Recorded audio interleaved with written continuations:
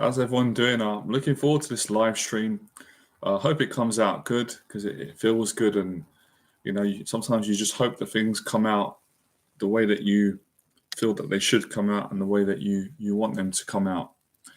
So, for those of you that don't know who I am, my name is Jonathan. My full name is Jonathan Dean O'Halloran. I'm a confidence coach. I've been coaching now for 12 years, mostly in the space of anxiety and social anxiety, but also in pretty much every area you could think of. So at one stage or another, I've coached people on financial progress, you could say financial freedom, certainly with anxieties about making money and having a better relationship with money. I've specialized a lot of my time with coaching people on how to overcome, improve, and face social anxiety disorder. I've also helped people to start businesses who have had anxiety, and then we go into deeper anxieties, which is part of where I started. People that are just petrified of everything, and I was that person. So I've worked with clients who've got severe anxiety disorders, some not as severe, but nonetheless, it all kind of comes back to anxiety. So yeah, I've helped clients who can't really get out of the house, really. They can't really live, can't go gym, can't really be around family, can't clean, can't kind of like do everyday normal simple things because of their anxiety so bad. So I've helped them to make progress on that. I've helped people that have had anxieties to travel. It's a big fear of mine, so I overcame it to travel to new countries. I've helped people to face their anxiety of changing their job, ending negative toxic relationships, building better ones, and also working on themselves. So there's many different things that I've done within the space of anxiety, and I'm really passionate about that. It's a big passion of mine. Thank you for coming on, James. I will answer your questions. I've really excited about doing hours and hours of more talks to help more people. I've got a lot to share. And when I say a lot to share, I don't mean I just want to talk about myself. It's not like that. It's not a place I'm coming from. I want to talk about myself at certain points in my story to teach people, to inspire them, to motivate them to go and face their anxieties and to get what I've got for so many years, which is confidence, gratitude, joy. At times I've cried my eyes out. I'm not embarrassed to say it as whatever age, because I've been so happy, so relieved that I've been able to face an anxiety that has been really destroying my life or my mental health or making me feel worthless. So overcoming anxieties that I've had in my life, and I've had every anxiety you could imagine. I can guarantee I've had every anxiety that you've got or you've had or someone else is dealing with. Someone that I know did a post earlier on today that I liked, and they asked the question, what was your biggest anxiety as a young child? And he had wrote spiders. And I thought that's a great question. And the answer for me was I was scared of everything. And that's the truth. I was frightened of everything. I was frightened of people. I was frightened of being judged. I was frightened of emotions. I was frightened of money. I was frightened of having money, not having money. I was frightened of tidying up, frightened of leaving my house, frightened of my parents at times, even though I loved them. I was really troubled because my anxiety was so severe as a teenager and throughout my 20s. And I was frightened of everything. I was frightened of traveling, anything where I'd get triggered or there could be a trigger would frighten me. I had to kind of stay in a safety zone. I had to kind of I had to feel like I could control everything so no one would harm me. I was even frightened of being liked, not being liked. So much fear. Frightened of spiders, insects, frightened of the police, frightened of the law, frightened of my mind, frightened of people bullying me, frightened of people shaming me, frightened of exercising, going to the gym, frightened of family gatherings. I was really, really, really a frightened, terrified young man. I was really frightened. So I started from that point. So that gives you a bit of context of my story. If you're new to my YouTube channel, you can subscribe if you want to make progress on your anxiety and really live your dreams and live your purpose. But for today, I want to simplify today's teaching. We'll see where it goes, because my general message, for those of you that have followed me, my message has changed from my old teaching, but I won't get into that right now. I haven't got time. So it has evolved. It's got better, in my opinion. Some might not agree, but that's fine. So my message, initially, I just coached men on how to overcome anxiety. Now I'm coaching men and women, which is great. And I've kind of helped women throughout the years, but it's been more men. And I've said this before, maybe I should say it again. I didn't realize when I started out teaching that I could help women. I didn't believe I could. I didn't think about it. And it was only when I started getting messages over quite a few years, actually, this is not even recent, from women saying, although your stuff is directed towards men, it's actually really helping me.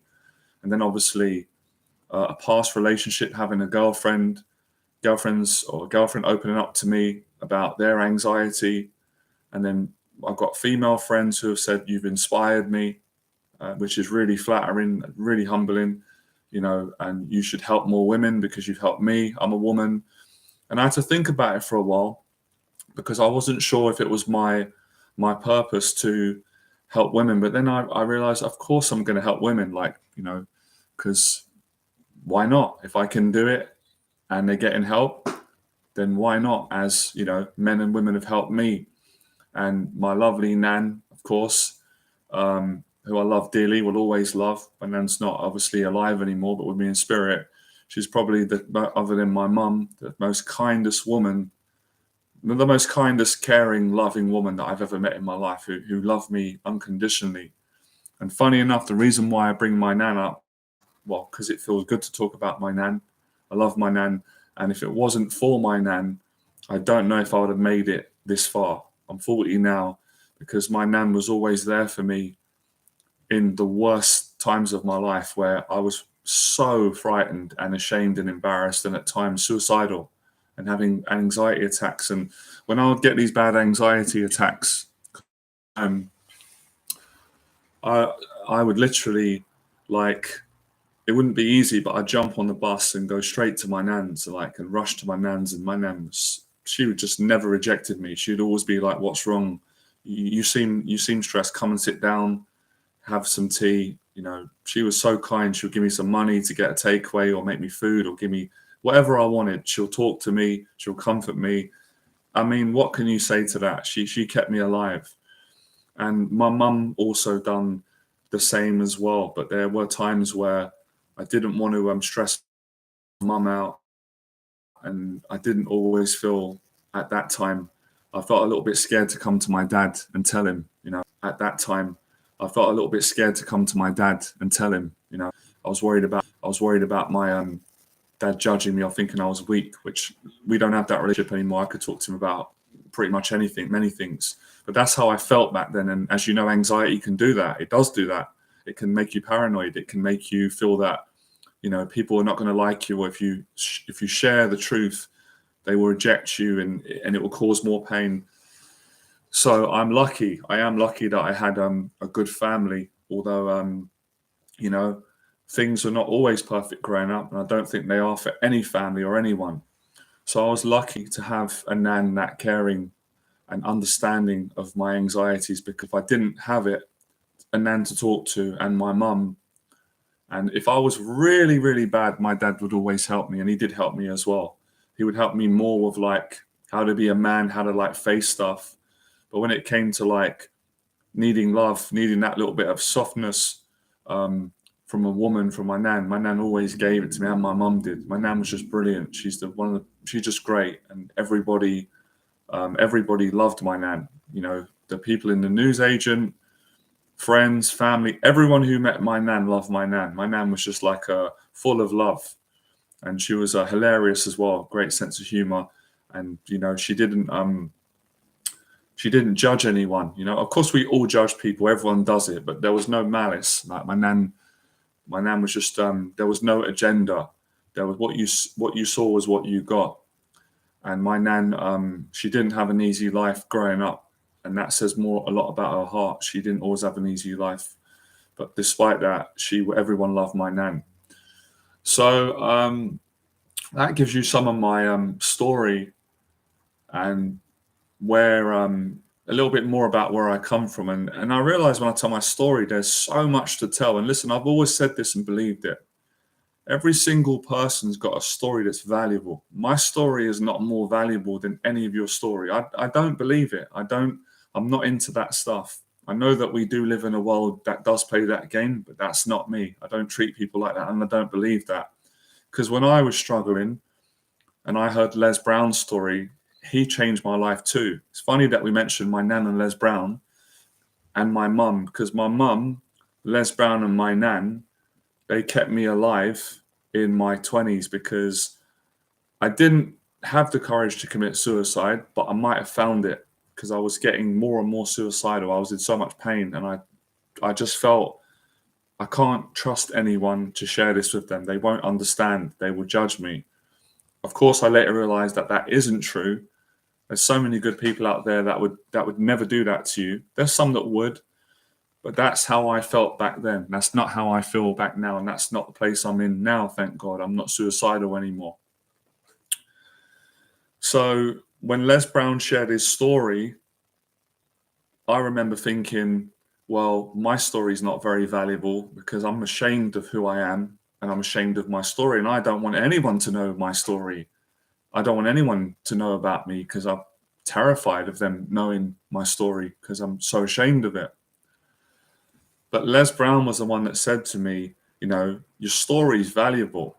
Your story is beautiful. Everyone's story is. We all make mistakes. None of us are perfect. We all go through trials and tribulations. But if we're looking to be good and do good in life, we can become successful. Doesn't matter where we start. Doesn't matter if we're poor. Doesn't matter what color we are. Doesn't matter how old we are. Doesn't matter if we're a man, we're a woman. If you're willing to put the work in and work hard and go out and do the best you can, because at the end of the day, none of us are perfect. But that's not an excuse to not be the best we can be and do the best we can to treat people how we want to be treated. So he said all these values that my parents brought me up with and that I believed.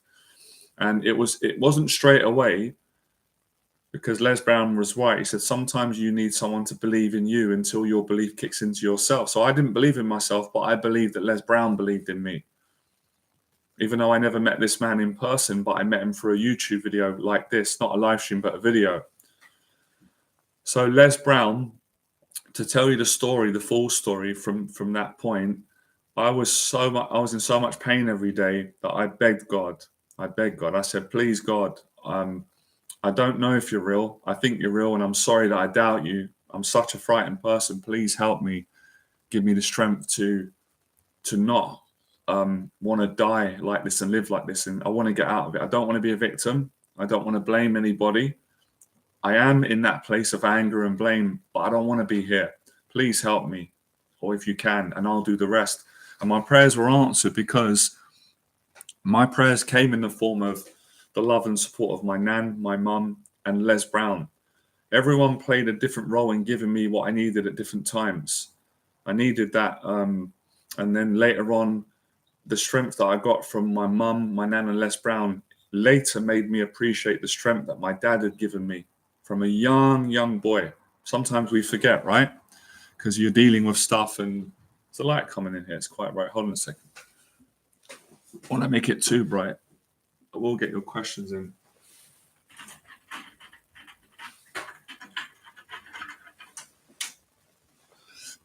How is it?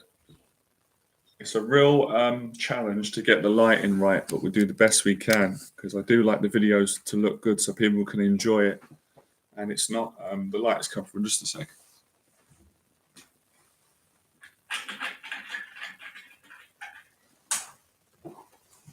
Hopefully. I love lighting. I've got an obsession with good quality videos and lighting. So,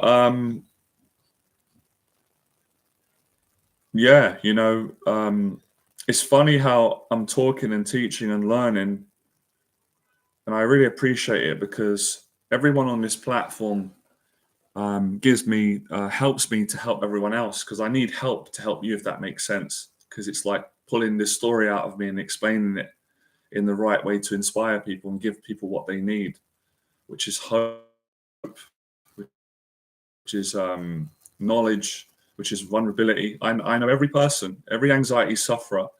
I don't think there's nothing they appreciate more than another person that that they can trust, who's not perfect but who has made progress, who understands them and what they're going through, and isn't afraid to share their pain, their vulnerabilities, their anxieties. That makes people feel better. Made me feel better. It always makes me feel better. If I've got someone that is a hero, or I look up to them, or I respect them, then when they admit that they've got vulnerabilities and they're not perfect and they're scared in areas or they've struggled, it makes me feel I'm not on my own. And then it gives me strength to go forward and make progress. So I know that people with anxiety appreciate that, because I'm no different to any of you or anyone. People really do appreciate that, and I did. And that can save someone's life. It can make them think differently about themselves, and it can stop them being ashamed. By the way, I will say this, and it's not a joke. I'm not drinking urine, right? It looks like urine. Nothing against people that do. It's this is lemon, ginger, and honey. I don't know if you can see the label, but my client was cracking up the other day because we were doing a video coaching call, and I said it to him, and he was laughing, and he was taking the mick out of me, and he said, "You're going to?" I said, "Well, this is the next level, you know." And he said, "You know, when you're drinking urine, you know, you're going to the next level." John, good morning from San Diego. Oh, good morning, Chris. Chris, I appreciate your support. You're always kind on my videos. You're always encouraging other people. You're a good person. 6 a.m. Oh, amazing. You're getting after it. Like David Goggins would say. I love that. Be thankful for your loved ones and family. My mother and grandparents are dead, but they left behind knowledge to me, and I take it with me every day. That nearly made me cry when you said that, man. Really appreciate that. Really felt that, and I totally agree with you. And I really will apply what you said, and I do that. It's funny that you mentioned that. I'll be speaking more on that at some point. It's hard for me at the moment, and I'm not embarrassed about it, because I'm probably more emotional now than I've ever been. There's a lot of stuff going on, good challenges. And I think when you get to a certain age, Chris, it might not always be age, a certain place in your heart. You do appreciate your mother, your grandparents, even if they're not here anymore. And it hits the heart, you know, and that's not a bad thing at all. And funny that we mentioned that. I think all these things play a part in what I'm hoping to do today, and that's to help other sufferers of anxiety to make progress with their anxiety by facing it, by not being ashamed, by being proud of who they are in a healthy way. When I say being proud, because as we know, pride cannot be a good thing, and we've all been like that. I certainly have. That can hold you back. But you know, having humility, like what you were talking about, Chris, and going forward and making progress. Sorry, the light here. Light's good, but a lot of light coming through.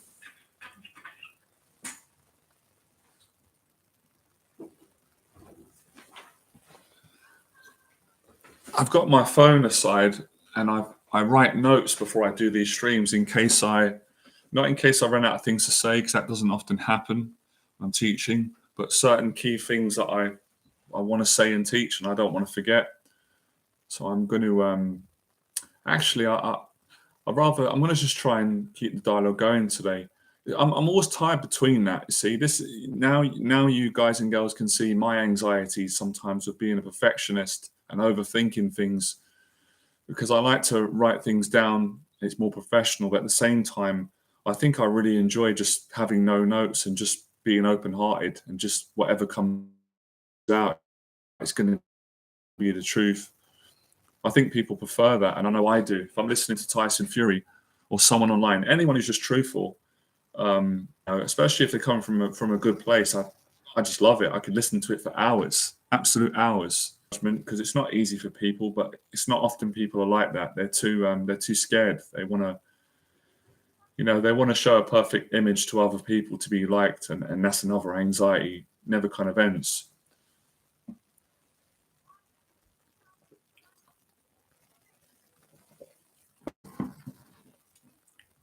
Please, guys and girls, get your questions in. You're not interrupting me. I'd rather answer your questions and help you personally. Questions in. You're not interrupting me. I'd rather answer your questions and help you personally, even though it's really valid that I share my story and continue to teach what I know. So yeah, one of the things that I was thinking about lately, I think about it all the time, and I keep saying, put it out on YouTube, make videos, do talks, help more people, and I do it, but it's something in me saying, my emotions are sort of saying, you're not doing enough, you need to do more. I basically want to tell people that I promise them 100% that they can overcome like any anxiety pretty much if they really want to. And I don't mean this in a big-headed way, because I've done it, and I was such a scared person. I still have anxiety, but every time I face an anxiety and I found a purpose, a reason to do it, I'm always shell-shocked at how confident I am. It's like a different person. And every time I get that realization, it's like I just want to help more people and get everyone to experience that. It's a great feeling. It usually does on my own. I start crying because it means so much to me, and then it means so much to me to help other people who go through bad anxiety, like I did growing up, and I still do at times, and so do my clients, and to give them that relief, that connection. That's what it is. It's all those things. When you're scared of something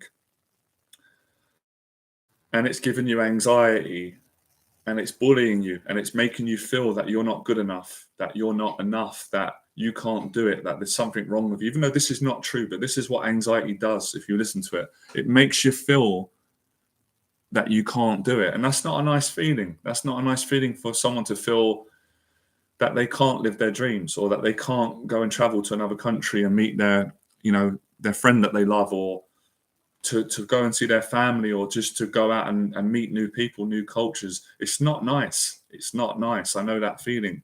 So when you overcome that, you disprove the lie that you're not good enough to do it. When I say not good enough, I'm not saying that, of course, some people have it. I'm not saying that if you've got an anxiety of traveling, which I recently overcame, and I overcame it on a deeper level because I want to help more people. I'm not saying that if you've got a fear to go to another country, that because your anxiety will say to you, well, it's not possible for you to do that for whatever reason. I'm not saying that the anxiety means that you're not intrinsically a good enough human being to be loved and respected. No, but it still hurts, doesn't it? It still isn't a nice feeling when you've got when your heart desires to do something, especially something that we deem in society as normal. It makes you feel lonely. That's how it's made me feel. And I know people feel like that. I've been coaching for 12 years, because you feel like, well, everyone else is traveling around the world. Maybe your family or your friends are doing it, or your partner's doing it. But then you're like, but I'm not doing it. I feel alone. I feel lonely in my anxiety. I feel lonely in the belief that it's not possible for me, for whatever reason my mind is telling me, a story that lies. So when you break that story and you find the motivation or the reason, all the same. Well, look, to face an anxiety, a person needs motivation. If motivation isn't the right word for people, they need purpose. If purpose isn't the right word, people need a reason. They need to find strength. They need some reason that's going to physically motivate or inspire them to actually go and do it.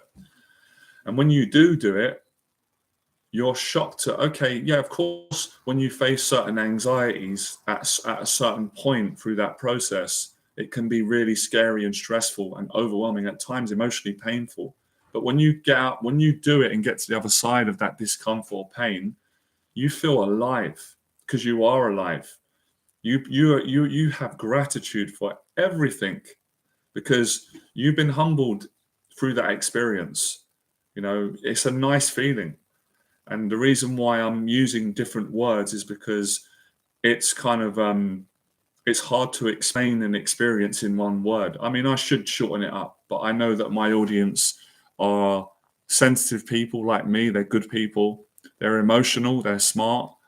And obviously, they're not all the same. And some people prefer me just to get to the point and say, look, if you've got an anxiety, push yourself, get a motivation, go and face it, and you're going to feel better after. That's more like my dad's language, which is great. That has its merit. But I'm a bit more emotional, and I have to get things out like my clients do, and describe every feeling and it's because I'm passionate about it. It means a lot. So you feel joy, you feel a connection. But when you don't face your anxiety because you're under the assumption and the belief that it's not possible, you can't do it, you feel disconnected. Even if you feel disconnected for a week, you're still disconnected. Even for an hour, even to be disconnected now, suffering.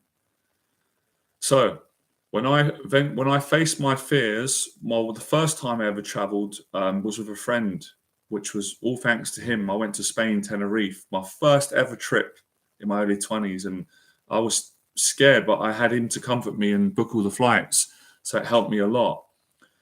But the next, it was many years before I traveled, still hadn't fully got out of my system, still had that sort of shameful, hurtful, lonely, rejected, abandoned feeling with traveling because I had that relationship with everyone else is doing it, but I'm not doing it. And I don't believe I'm good enough and I can't do it. So when I traveled with another friend who I'm really grateful for, I love the story, but anyway, I traveled with him. We went to Prague for 4 days and I absolutely loved it. And I was nervous to go, but obviously he'd had experience. So I took strength from him. And then we enjoyed it. We got on really well because at the time we both agreed that we're both introverted people and we don't like speaking all the time, but we felt comfortable with one another and we got on. We had a great time. So we went to Poland after that, and that gave me so much confidence and joy. But I still felt, I have to be honest myself, I'm not fully facing the fear because I didn't travel on my own. The other trips I had some, which is good, still good. So I'm not saying don't do it, but I never got it out of my system, that trauma from a child, which was nothing to do with anyone. My mum didn't do it to me. My dad, no one said to me, Jonathan, you're not good enough to travel. You're not enough. You don't deserve it. Me, my own anxieties, my own paranoia, my own insecurities, the own lies. So I always wanted to travel to any country. I wanted to go on my own. I wanted to book the flight, get my bag, change up my British to euros or whatever currency, and go and take on that childhood terror as an adult and get my ass on the plane. And I did it. Praise God. Praise Jesus. Thank God I'd done it. I went to Germany twice and I went to Latvia twice. And the shock of doing it was overwhelming in a good way. And I think I know I did. I cried every time, obviously in private. When I went over, I met with, I had friends that I was going to see, but on my own, I shedded tears, and the tears were joy. We finally did it. And when I was crying, I was like, I promise when I go back to my business, I'm going to tell this story in this fashion. And I know it's going to help so many people. They're going to do it. And that's the power of sharing your story from your heart. It changes people's lives. It at least gives them permission. It gives them this, it lets them know that they're not on their own, that they're not the only people that feel that way, that there are millions of people around the world that are feeling exactly the way that they feel.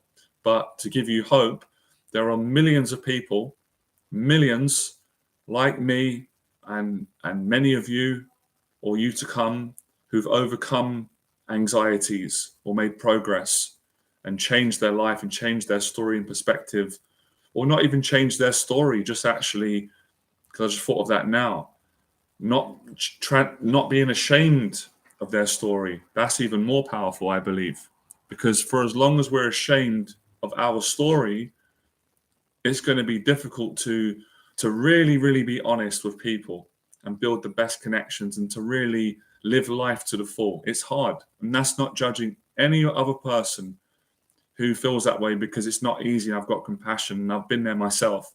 And I'm still in the process. I'm still in the process of building the courage and the integrity and the gratitude to share my story in more greater detail. Still in the process, so it's not easy. But when you do it, and you do it for a good reason, it feels great. It's another fear to face. So, traveling and facing these anxieties is all part of the story, improving it, sharing it. And it's a dream come true, man. There's no amount of money really, unless I'm wrong, I could be wrong, but in my experience, there's no amount of money that can give you that feeling. There's no amount. And I've worked with people that have got lots of money, and I've had money and lost money. Why is this battery going so quick? It's unbelievable. Because all the money in the world, it doesn't take you out of that darkness and that prison if you can't face your anxieties and be honest about who you are, or at least to slowly start opening up and your story, because we've all got a valuable story. And I don't think anyone on planet Earth has got a story where everything went well, or everything's positive, or they didn't make any mistakes, or there's nothing that they regret or they're ashamed of. Who can say that? That's living and breathing as a human being. I don't think anyone can say that. But everybody's got something in their story that is valuable to the next person, if they got the courage to share it. And I'm not forcing anybody to share their story, but if they want to share their story, I'm giving them permission and saying, go for it. Go for it. If you've got a dream, you want to start a business, because starting a business is about telling your story. Or if you just want to, when we build friendships, in my experience, the best friendships are we share our stories. You can't build a really good relationship if you don't be real with each other and get real about how vulnerable you are, about how weak you are deep down, about how insecure you are, but also about how, all your other good attributes, all the other things that we all aspire to be: confident, loyal, honest, sincere, caring, all those things. So sharing the story is how you face your anxiety triggers and make progress with your confidence.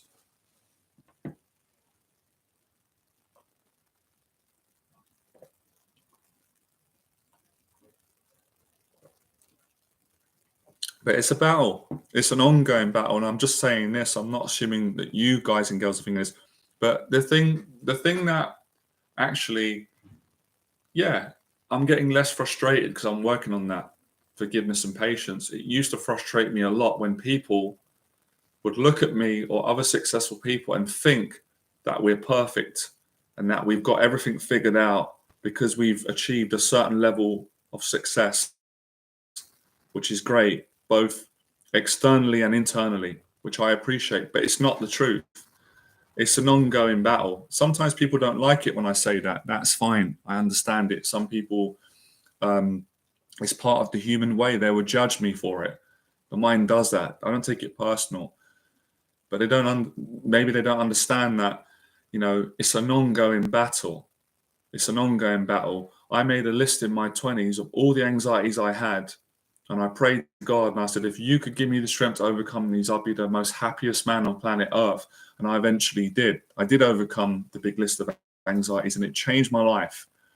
But other anxieties came back later on. Some of the anxieties come back stronger. They fight their way back. New ones came. But when I'm in my positive frame of mind, when I'm teaching people, I'm in the most positive, strongest place, because it's not about me. It's about them. It's about me helping them. So it's nothing to do with me. Whatever I'm going through, that's for me. But when I'm in my own how insecure I am in lots of areas, and how much anxieties I have that come up every single day or periodically. But when I go and face them, I feel alive. I feel grateful. I feel like a billionaire.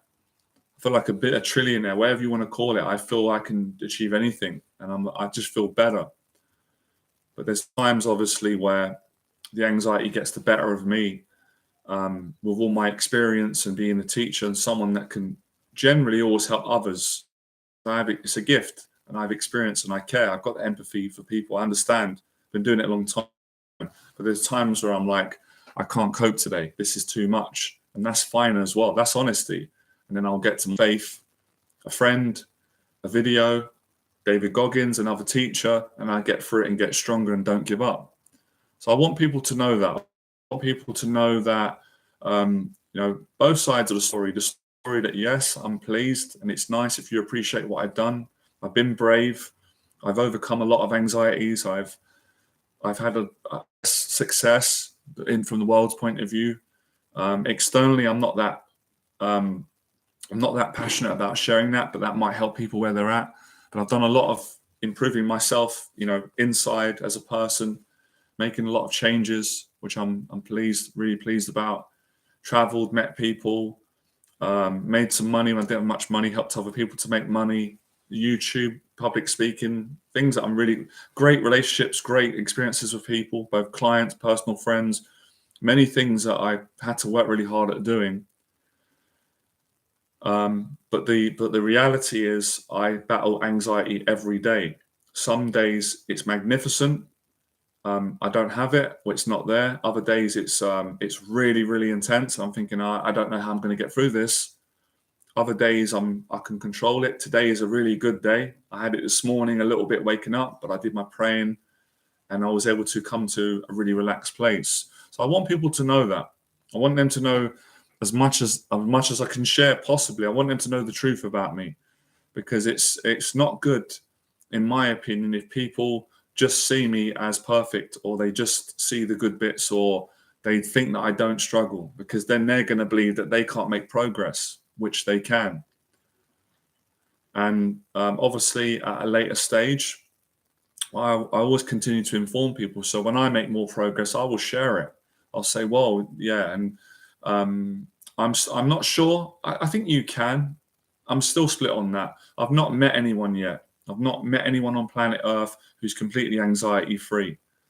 I haven't met anyone, but I'm not someone that could say anything's impossible. Maybe some people can get to that point, but I've not got to that point, and I've not met anyone. All successful people, teachers, clients, and maybe we're not supposed to. Maybe, and I think, anxiety is part of being human. It also keeps us alive. It does serve a purpose. It's just when it gets out of hand and it inhibits us from living a good life.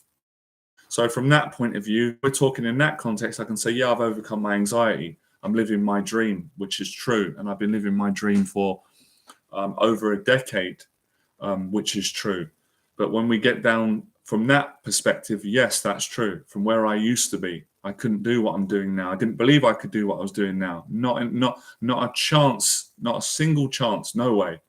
No way could the old me with the low self-esteem, I was absolutely a nervous, frightened lamb. There's no way that person could be doing what I'm doing now. That person couldn't speak now without stuttering and literally just falling apart with shame, embarrassment, fear, and awkwardness. So when I look at it from that point, I am very grateful, and I hope anyone who's watching this or sees it later on or whatever point, I hope they can really believe that they can make that progress. Not that they should copy me or they should live my life. No, they got to live their life. You've got to live your life, but they can make the same progress that I've made with having so much anxiety and low confidence to building confidence and being able to communicate. Because I couldn't communicate properly for most of my life because of the social anxiety. And I had this ongoing voice that would always be in the background, blackmailing me privately, saying, what if you start stuttering? Everyone's going to judge you. Everyone's going to know that you've got these deep issues. And it wasn't even like, oh, they're not going to love me, even though that probably was unconsciously the fear deep down. It probably definitely was. But it was more like, they're going to know. And I'm going to be so ashamed that they're going to know that about me. And I don't want them to know that about me. So I didn't really speak. So to get to where I am now, no words. All I can say is I'm grateful. And sometimes we don't realize how far we've come because we're so busy with life and the challenges that we're dealing with right now. But like Chris was saying earlier on, about being thankful, for your loved ones in your family. So, when you get this deep sense of gratitude, I hope people know this. I have to explain it right because, again, people are going to base it on their perspective. But when I say a gratitude, it's not just for myself or for yourself. Yes, it is for yourself, but it kind of goes everywhere. Then you're grateful for other people. So that is a great thing. So yes, gratitude, genuine gratitude. I'm not talking about if it's fake gratitude, which is okay, fine. Again, no one's perfect. We've all done fake gratitude. We're trying, we're human, we struggle. But when you arrive at genuine gratitude, where you start crying, I'm not saying that if you don't cry, you're not having gratitude, but you know what I mean. When you're crying, you're just in spirit. You're like, I've got everything I need. Then it's pretty amazing life of whatever you have. So my story and sharing my story, I'm hoping to help other anxiety sufferers at whatever stage they're at, wherever they are right now, whatever they're going through or whatever they're going through, to find the strength to face their anxieties so they can get the confidence and the gratitude that I've got over the years and continue. And I'm able to help my clients with as well. You're welcome. And thank you for all of you, letting me share my story. Because when I was younger, I used to think that, I'm not allowed to share my story. That was the anxiety. You can do that, so you can't it, guys. Do you guys recognize that voice? When the anxiety says that you're not allowed to do that, you'll be punished, people won't like you, or you're just not allowed. It's almost like an authority figure, which it's not real, but it feels real in your head and in your heart and emotions. It's like someone has put a curse on you and basically like put you in a padlock. That's how I felt. And I know people feel that way. I had to break out of it.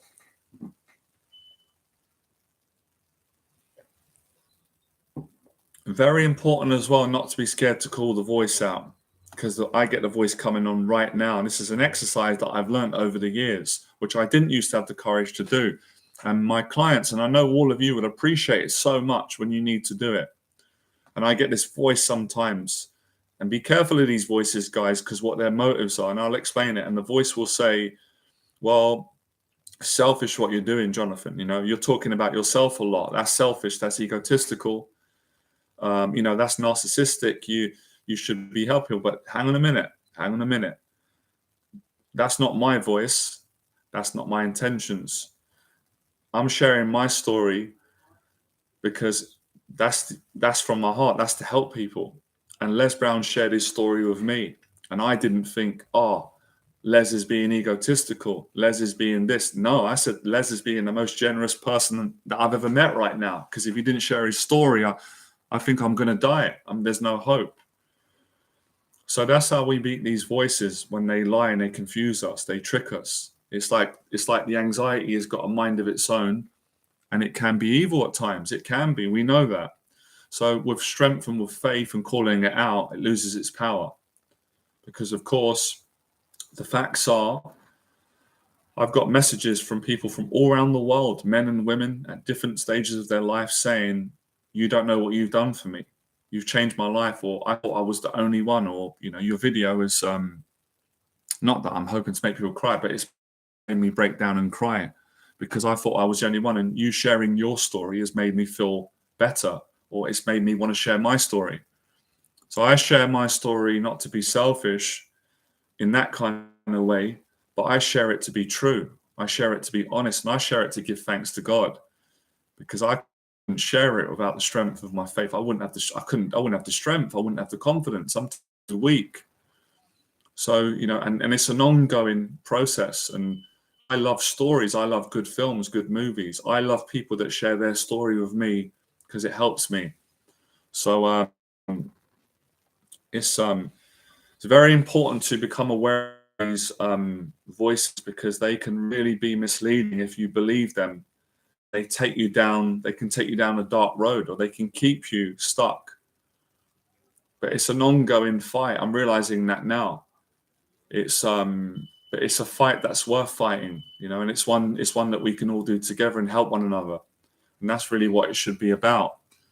Because if everybody helps one another, then everybody's going to get fed. Everybody's going to be loved. Everybody's going to have joy. Everyone can, well, at least more people. Does that make sense? So, as Les Brown said, it's your birthright to share your story. What's your story? What is your story? Because your story is valuable. Your story has got most of the answers that you're looking for. Your story's got more of the answers than what I can give you. The answers are in you. I also believe personally, I don't push my faith in others. The answers are with God who helps us. So if you've got the courage to go into your story, and that's what I was sharing earlier on, my trigger, one of my big triggers was traveling. So I didn't travel. Why didn't I travel? I'll tell you the truth now, because I was terrified. I was terrified of getting triggered if I traveled. What's going to come up? And I'll tell you what I was afraid of. Let's take a deep breath. This is the work. This stuff is tough. Welcome. So I was afraid this would happen, that I would get out of breath. The stress scared me. Mistakes, embarrassment, shame, being stuck at an airport and not knowing where to go. Everyone else knows what to do, but I feel like I'm the dumb one because I was called dumb at school and stupid, and the kids laughed at me. And the teacher said that I was dumb and I wouldn't amount to nothing when I left school, and I had all these learning difficulties and I was socially inept. I had all that. So I didn't want to feel that again. I didn't want to believe that about myself. I didn't want to feel the feeling that actually, I'm not good enough, and I believe I'm not good enough, and I feel that I'm not good enough. I didn't want to feel that. So I avoided it. But in avoiding it, I didn't overcome it. I made it worse. I fed the story. The story of Jonathan not being good enough, Jonathan not feeling good enough, Jonathan feeling stupid, unattractive, ashamed because of the things that happened to me when I was younger. The bullying at school, the rejection from both men and women, the failing my grades, the times of feeling disappointed my parents, the feeling that I am an ashamed person, feeling that I'm not attractive to women and that they don't, all those things that I felt. Now, those things weren't true. They were not true. But I believed them to be true. And I felt that they were because the emotions said, these are real. You feel it, so you must believe it. And the thought said, it's true. These are all true. So I didn't challenge it because I was afraid that if I went and traveled, it would bring up the story of me not being enough. And that scared the living daylights out of me. But when I found the courage, when I found my purpose in life is what I'm doing now, which is to speak and be a teacher and to help other people who have got anxiety to build confidence and to become a better person, to be more honest, to be more kind, and to take that and go forward and live their dreams in their life, whatever that means to them. But at the very least,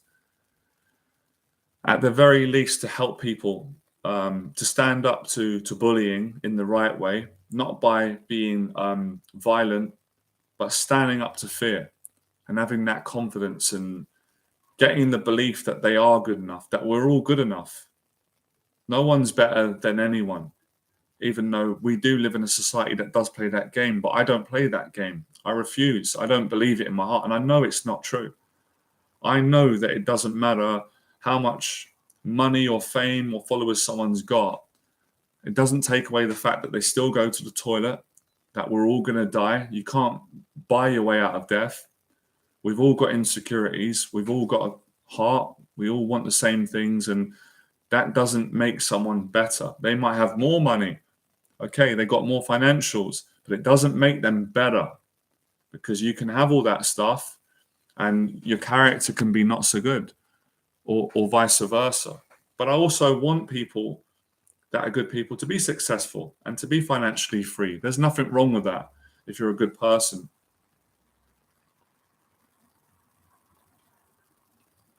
Yeah, 100%. That's definitely true. The people who talk bad about others, treat others terrible. And we've all done it, we've all done it at times. I've done it, but you learn and you stop doing it, and that's how we get better. But that's true. That's where, like what you said, Chris, over time, that's what helped me to forgive. Um, like what you were saying there, to forgive the teachers that said that to me, because see, they were going through their own stresses and also not being a victim. Hold on a second. The battery's running out, and we're not going to let this happen. Let me just get the charger.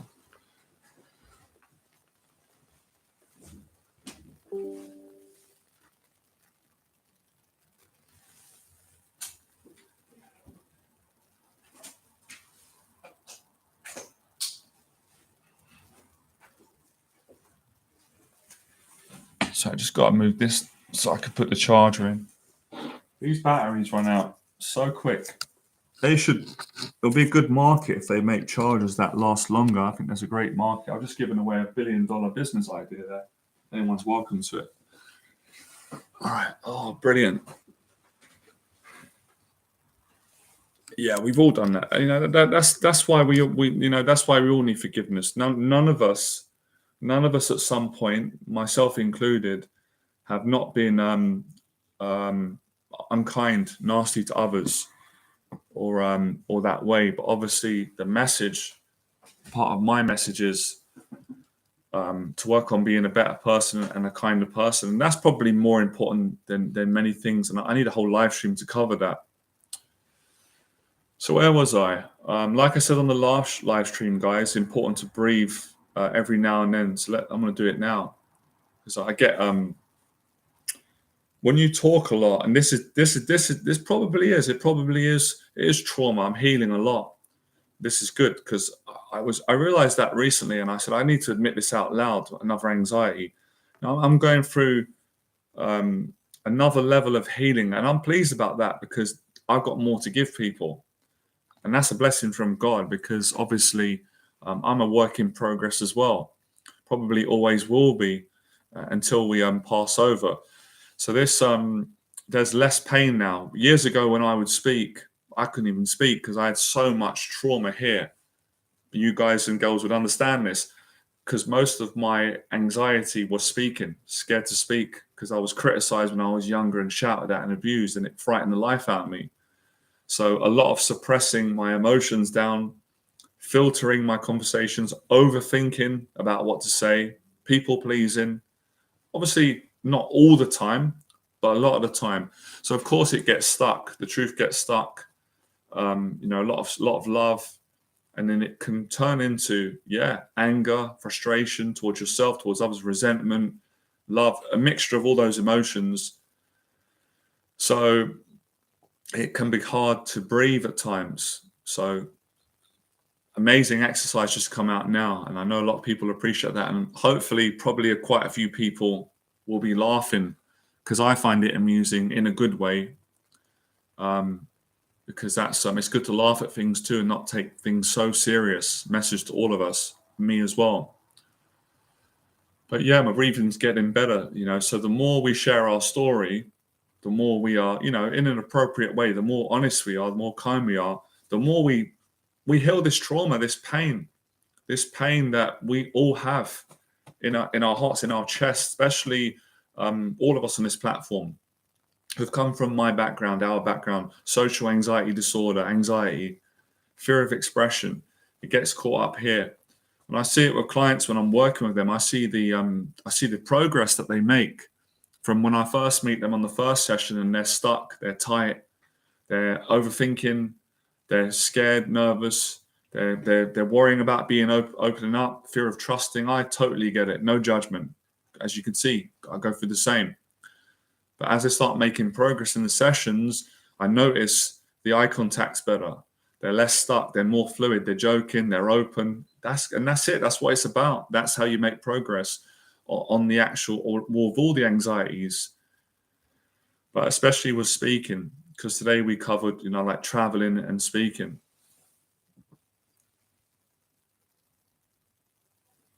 That's what I'm learning lately. I keep having this conversation with my friend.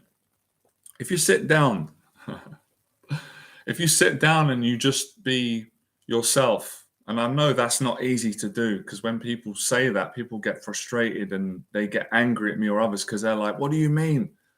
I can't just be myself. It's not easy. And they're right. It's true. It's not that easy. I mean, it is easy and it's not easy. It depends on where you're at in your healing journey or your confidence or how comfortable you are.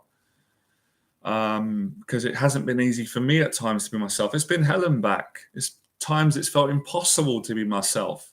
How can you be yourself when you're in agony, when you're trapped with fear and anxiety and you've got a billion thoughts running through your head and you're trying to deal with everything? It's not that easy. It's not that easy for people, and it's not been easy for me at times. You want to be yourself. Of course you want to be yourself. Of course you want to be kind. Of course you want to talk to people. Of course you want people to like you. Of course you want to get on with people. But it's not that easy, especially if you don't feel you can trust people or you don't feel safe to come out of your shell. It's not that easy. But if you've got a purpose in life, which everybody has, everyone's got a purpose, but if you've got the courage to live it, or to get vulnerable and get real, then it gets easier. And the more you do it, the better you get, the less you care about what people think, the more joy you get in your own heart. And what tends to happen, I'm feeling it right now, this mind can be so evil and lie. The mind and the lies of the anxiety can say people will hate you, they won't like you, they will attack you, so don't do it. But I found that's not actually true. That's not actually true. That's actually another limiting belief, because every time I've been myself and I've been gentle, but been myself, I'm just being me. Most people love it. Most people like me, and most people are like themselves. It's been great. There's always a few haters, but you don't. It's fine.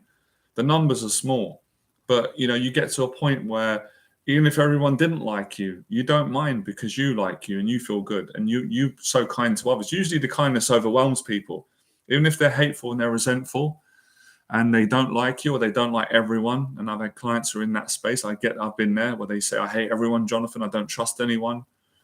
I'm not just saying this. I'm having a few jokes. They might just say, you're the only person that I like because you get it and you're kind and I can trust you or try and trust you because you come from the same place, or we've got one friend. And obviously I help them with that. But then there's times where it is easy.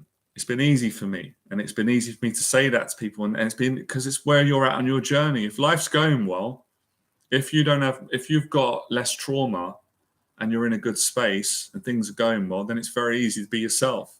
If you've got a loving family that are available and you've got friends and, money's not a problem, or you're in a good place spiritually, and you've been socializing a lot and exercising and doing a lot of the positive things I teach on this platform, and I try my best to live myself, set an example, then it's easy to be yourself. And it's easy to be yourself when everybody loves you. It's easy to be yourself when everything goes well. And when you're around good people that allow you or make you feel that they encourage you to be yourself and you encourage them. That's a very beautiful thing. That's priceless. So another lesson for everyone on how to overcome that terrifying, agonizing, crippling, painful, traumatic, paranoid, confusing, overwhelming life and death fear of being you, being yourself, which is good enough. 100%. It's easy. It's a decision. But the contradictions of life and the contradictions of us humans and anxiety is there's times where it's not easy. There's times where I don't want to do these live streams. I want to do it to help people. I want to help them, but I don't feel good. I don't want to do it. I don't feel I can be myself 100% because I just feel stuck, trapped, worried, stressed out. But you keep going and say, okay, where's the gratitude? Well, let me be grateful for the times when I could be myself. Let me be grateful for the fact that I'm not perfect today. I'm not at my best, and I might have to leave it and spend time with family, and we'll come back to it another day when I do feel good, or I'll do it anyway. I'll go through the agony and the suffering to help others. So, that's the perspective, to keep going and keep growing and to never give up. Or sometimes people laugh about it. A lot of times they do. They say, "Oh, do you have that?" I get days like that.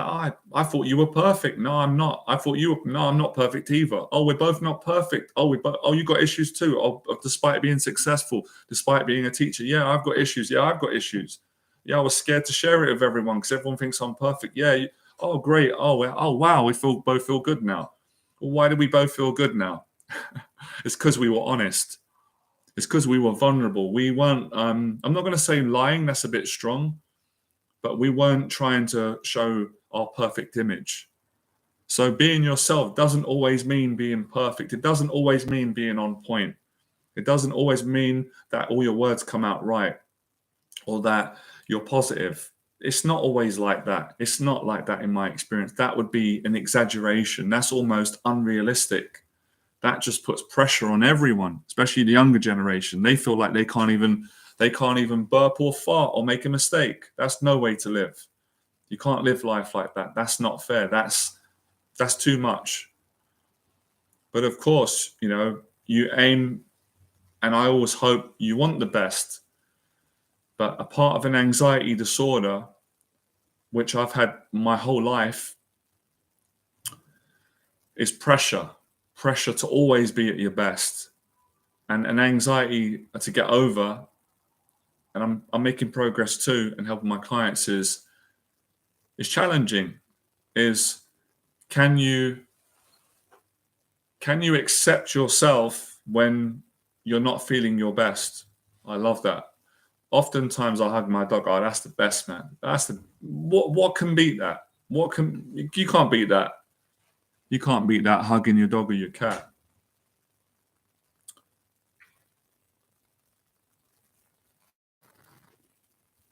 That's it, man. Get it out, man. It lies the mind. See, I didn't think that. I thought that was a beautiful thing, but you're right. That's what the mind does. It's horrible that it does that to all of us. It does it to all of us. No one escapes it. Where it says you can't share that because people are going to think it's strange. But what's strange about that? What's strange about hugging your dog? Because it's a lovely thing. And I was in Latvia 7 days ago. Some of you on the stream, and I had a beautiful cat.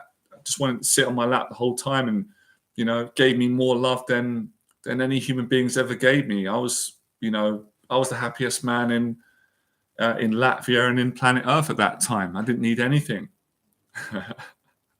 I didn't need followers on Instagram, money, compliments, love. I had all of it at my feet. So I know how you feel when you hug your dog, man. Wonderful thing, animals. It's funny you brought that up because I'm going to do a video about that. See, never thought that I'd speak on these things.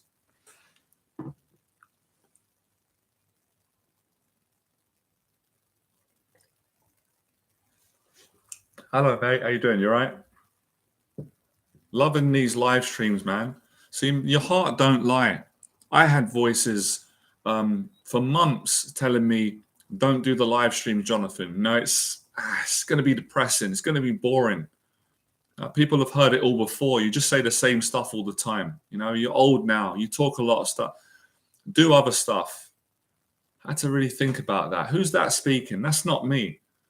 Of course, the live streams are not going to be depressing. And if they're depressing, they're depressing. I can handle that. It's not the first time I've ever been depressed or the last. We'll have a great time. And it's not true. The live streams are great. How can they be depressing when I'm talking to good people and we're having a great time? And if we were all depressed, then at least we're all together. We can laugh about it. We can hug our cats and dogs. Or, so you've got to challenge those voices. Do you ever deal with confrontation? I deal with confrontation every single day, but I know what you're saying, but not necessarily with people. Well, that's not true. I deal with it every day. I have to confront my own anxieties, voices, emotions, and I have to confront life. So yeah, I confront it every single day, and I'm pretty lucky because most people that contact me for business are nice, but times people can be rude. They can be dishonest. They can try to manipulate. But forgiveness again. And I'm pretty good at dealing with it in the right way. So yeah, I'm dealing with confrontation now. I had to face the confrontation of doing this live stream. And I don't mean that like I had to be aggressive, not at all. But it's still confrontational as far as your emotions are concerned. But the way I deal with it is by finding my purpose in life, and facing it. Yeah. Well, my story is, it sounds like it's pretty much the same as yours, because I dealt with a lot of violence too. I got bullied a lot. I got into a lot of confrontations, and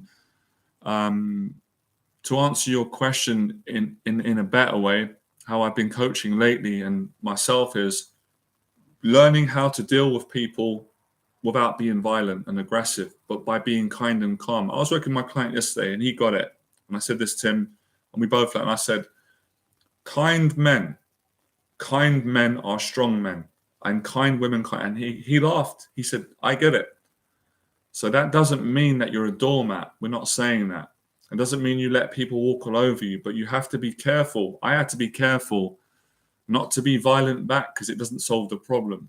So because people were violent with me, if I went out and I start being violent towards all of you, you guys you're not going to want to spend time with me. So yeah, there is a balance of learning how to deal with confrontation, and you can learn that from this, hopefully learn it from me, from the way that I live my life and the changes that I've continued to make through boxing and training. But I understand what you're saying. It's a really, really frightening thing that used to scare the life out of me. But again, that's part of all my story. So yeah, the way that you overcome confrontation and fears of violence is by the way that you overcome it is by, wanting to overcome it to begin with, understanding it a bit more, but by not being violent to other people, right? Because you won't solve that problem. But it's an ongoing practice. And I'd say that, when you face one anxiety, you're kind of facing all anxieties, if that makes sense. So when I had a really bad fear of confrontation and violence, or having an argument, or someone being confrontational with me, the way that I overcame that is by I started teaching and helping people. Obviously, I aim to teach from love, from kindness. And of course, at times people were aggressive towards me, clients or potential clients or people at events. But I learned how to deal with it without going angry and aggressive and shouting, and because that doesn't solve the problem. It just makes it worse. But you learn how to be calm. But that takes practice and discipline, and anyone can do that with practice.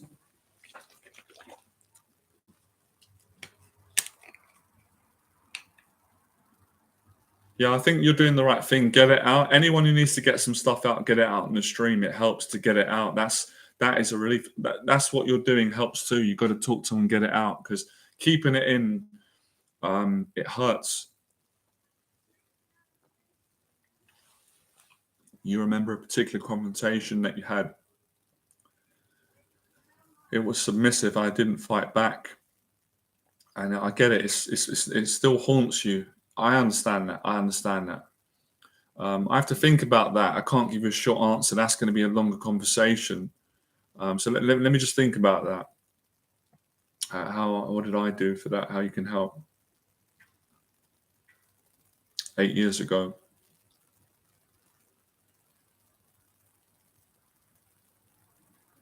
All right, I'm going to share a story with you.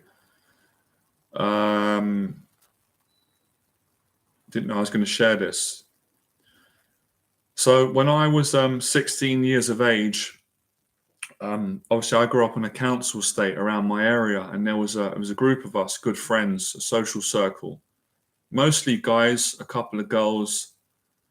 There were girls and guys, and through a mutual friend, there was a particular guy that I didn't like when I was younger, right? I didn't like him, and he didn't like me. We didn't like each other, but we kind of tolerated each other because our social circles mixed. But I didn't like him. I felt like he was a bully, and there was some truth in it. He was a bully. He was a bully, right? But again, I was also projecting my resentment towards him, and basically, I said some stuff about him. We were young at the time, and we were drinking alcohol, and I was drunk. I was a teenager. You do these things when you're young. And I said some things about him that I felt, and those things got back to him, right? And I respect his courage. And he came looking for me to come and fight me. So when he came looking for me, I was afraid. I was scared. I was afraid of him.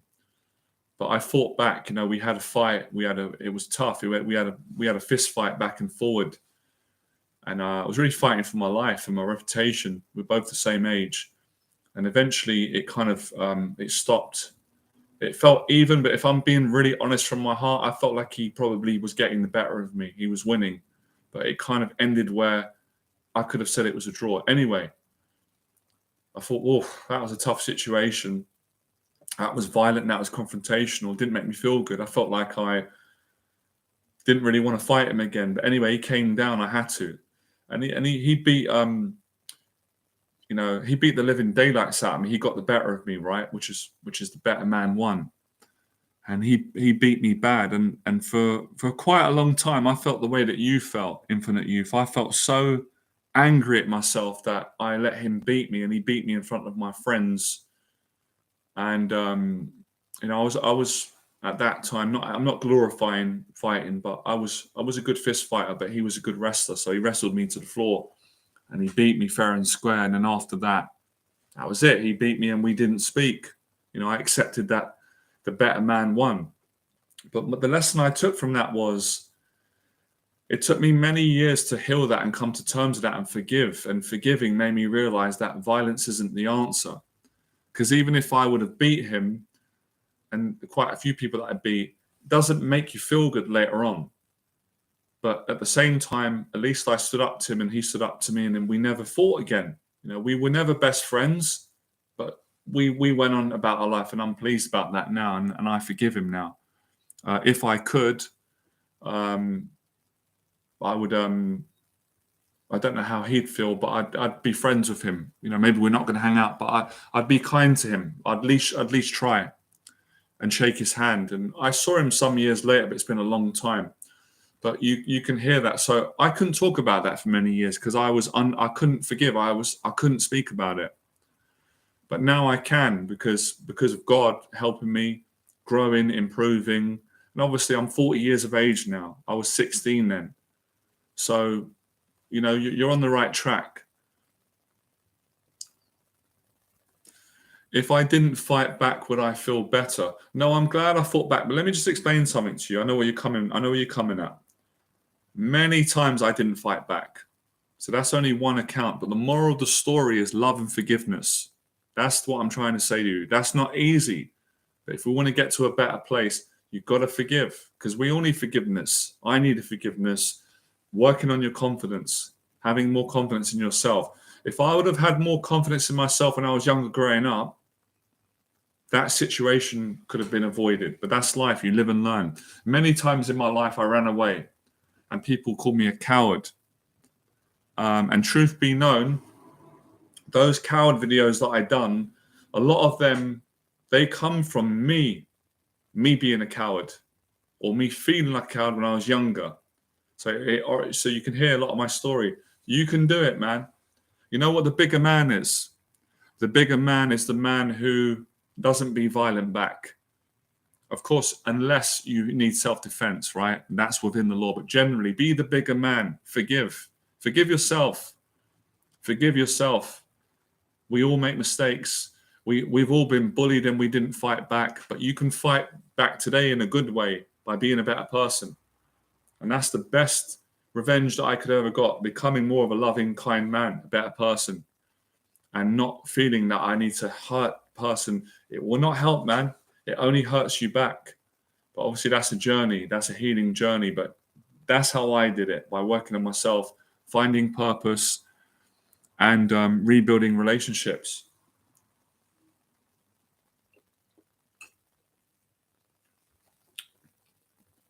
Amen to you, brother, man.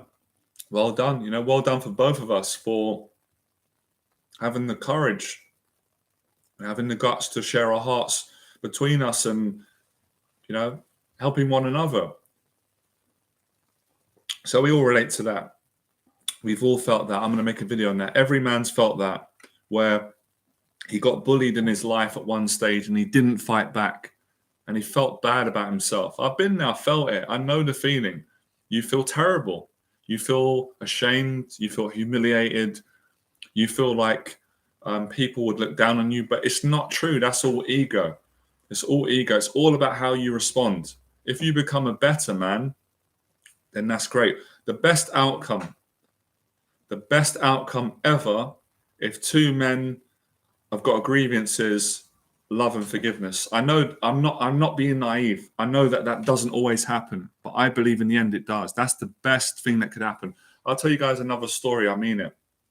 I told a friend this. I can't remember who it was. I don't know the name of the person. It was a few years ago, but someone come online and they were attacking me and threatening me and saying that they're going to beat me up. They're going to do this to me. And bearing in mind, this is a time where I'm still going through a transition. I wasn't where I am now. So, I was a bit angry. It was making me feel that, well, maybe this person, if they carry on, I might want to have a fight with them. That's not where I'm at now. So I remember at the time instinctively hearing, I thought God said to me, don't do it, do this instead. So I said, okay, I'm not going to let someone bully me because I'm not a coward. But I said, why don't we meet? We meet in central London. I'm going to come on my own. I'm not going to do nothing to you. Let's talk about this as men. Let's sit down. You've got a problem with me. I don't know I haven't done anything to you personally, but you don't like me and you saying you're going to beat me up and you want to fight me. I'll buy you the coffee. Let's sit down as men. Let's talk about this. Let's be friends. He was saying a lot of nasty stuff, all these things. So I went down to the location on my own. He didn't show up. I felt better. I don't want to fight with people. I haven't fought in years. It doesn't make you feel good in the long run. You don't win. Even if you hurt the person, it hurts you. But if anyone is carrying this stuff, boxing helps. It's crazy, isn't it? How going to a boxing gym and most people think, it's violence. He wants to hurt people. No. Doing boxing made me not want to hurt people and get them back, people that hurt me. But it made me strong in the right way, strong in love and character, not strong in, I need to beat someone up. I need to control and dominate the next man. It's weak. That leads not to a good place. But listen, I understand.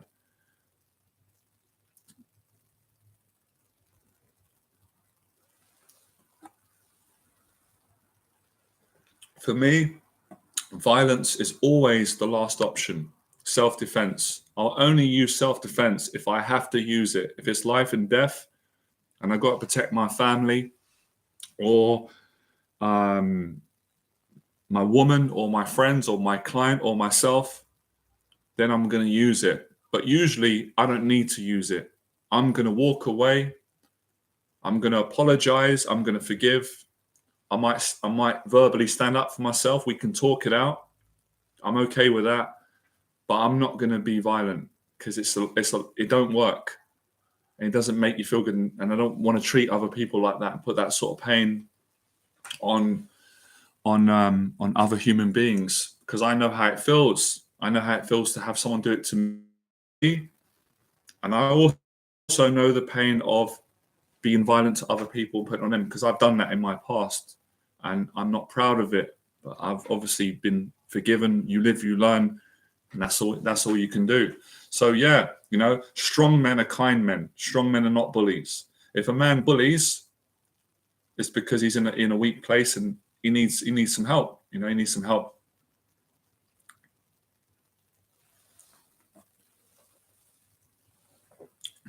If you're feeling vulnerable because of bullying, start working out, doing the running, the training, all these things, the diet and integrity. I know I'm going a bit deep, but you guys appreciate it. This is not a judgment of anyone, of any of us, because we're all a work in progress, right? Try, guys. Stop watching porn. Stop the masturbation. Stop hating on people. Start exercising. Start just trying to eat a healthier diet. All these things make you a better human being, a better man, better woman. All this helps with forgiveness. It's easier to forgive and let go of the past. Now, when they say things like, it's true, you can't change your past, you can't go back, you can only go forward. Amen to that. But on some level, I believe you can change your past. You change your past pain and hurts by healing today, working on yourself and getting past, sharing a story. You feel better today, Infinite Youth, because you got things out. I'm not saying you're going to be 100% healed right now with that. You'll get there. I hope that you are. But you feel better because you know that I've gone through it. I felt the same way you did, and it's happened to me. And I've been able to come to a better place, and you can do the same. You're doing it right now. Other people are going to feel better. There's going to be other people that are going to come on this stream later on, and they're going to hear our conversation. They're going to go, oh my goodness, I thought I was the only one. I thought I was the only one going through this, and now I can solve this problem in the right way.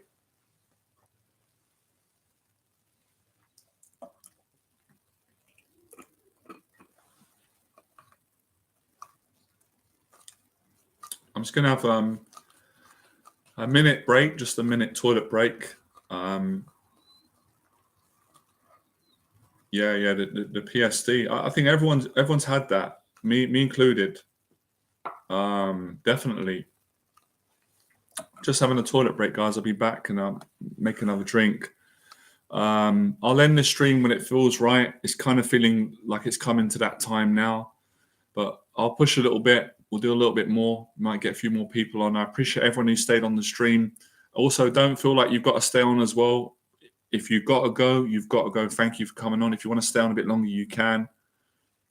It's been amazing today. What a great experience.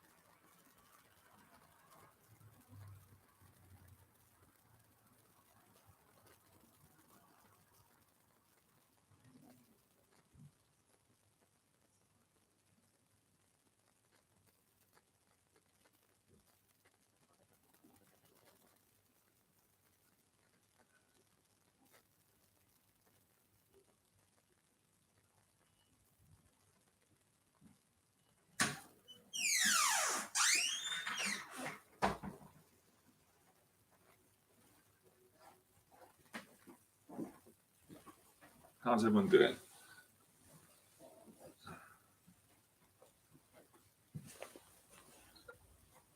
Yeah, I was just actually just thinking when I went to the talk. The truth is that this anxiety is it's an ongoing battle. It's and that's not to make people feel down or lose hope. There's positives, but that's just the truth in my experience. That even when you get to a really good place, which is amazing, it's still a lifelong battle. It's always going to be there. The mind's always going to be there, unless you. I don't know. As I said before, I don't know anyone who's at a level where they don't have any anxiety. Not a human being. So it's an ongoing battle, but with gratitude, with faith, with appreciating life and doing the best you can, and managing it to the best of your abilities and living your dreams and having relationships with other people, it gets you through it. But it's still challenging, and it's still challenging for me. And I've been teaching this for 12 years, and I've faced a lot of anxiety. But in a sense, it's almost like an imaginary monster because most of it is created, if not all of it, from our mind. So this is something new that I'm learning today. You guys and girls are bringing this out. So, so for example, I had huge anxieties about traveling to Latvia, to Germany, Poland, or any different country. And I went and did that and really overcame it and gained a lot of confidence. But I'm sitting here now doing this live stream and enjoying it and feeling relaxed for almost 2 hours. But then I go to the toilet, and when I go to the toilet, I experience anxiety. I start to get the worrying thoughts coming up in my head, the future fears, what am I going to do when the stream's over? What will be next? You hear it coming in. And then I've got to go back to my discipline and say, well, hang on a minute. It's not just about me. Everybody experiences this. How do I deal with it? Well, by talking about it, by calling it out, not judging myself, not judging other people, and getting on with it, enjoying now, because there's only now, and then enjoying the next moment. And then I feel better and saying, how does everyone else deal with it? How does David Goggins deal with it? Maybe he deals with it better than me. Brilliant. I'll learn from him. I don't mind humbling myself. Don't care what level I'm at. I like to be on the bottom. And that way I can be at my best and help more people. I'm just another person trying to do his best and helping people and being the best person that I can be. Pray to God continues to give me the strength to do good things and give me a little bit more courage each day to say the things that I dare not say, so I can help more people. And I can also look after my mental health as well. I've got to look after myself. We've all got to be really kind, but we've also got to be selfish in a healthy way, where we are looking after ourselves. We are valuing ourselves. It benefits everyone. If I don't look after myself and I don't value myself and love myself and learn to control my anxiety, and that includes healing from it, getting rid of it, or when it comes in, how can I help other people? I can't. I wouldn't be in a position to do it. So it's important that all of you know that I struggle like all of you do. And I have my good days, and I have my good hours, and I have my really challenging days. But respectfully, so far in the last 12 years, I refuse to let anxiety or fear or social anxiety or negativity or evil to stop me living my dreams. And I live my dreams every day, despite the challenges of living with my mind and the way it is, and the anxiety. And I'm also excited, and I feel it for everyone. And I'm excited about making more progress, because I've got a feeling, and I appreciate all of you giving this to me, because all I'm going to do is give it back to you anyway. Whatever I get in the right context, I'm just going to keep giving it away because it feels good to give. I'm feeling that I'm going through a different type of transformation at the moment, with healing, with growing. I can't explain it, but probably a lot of you will sense it and see it. And it's not me. I think it's God. A lot of changes are happening because I'm lucky in my life. I've had a lot of good, a lot of blessings, but I've had there's been tragedies. I've gone through some tragedies, some things that I'm going to share soon. It's difficult to talk about, with losing a close friend, and it's obviously it affected me. I'm human. It broke my heart.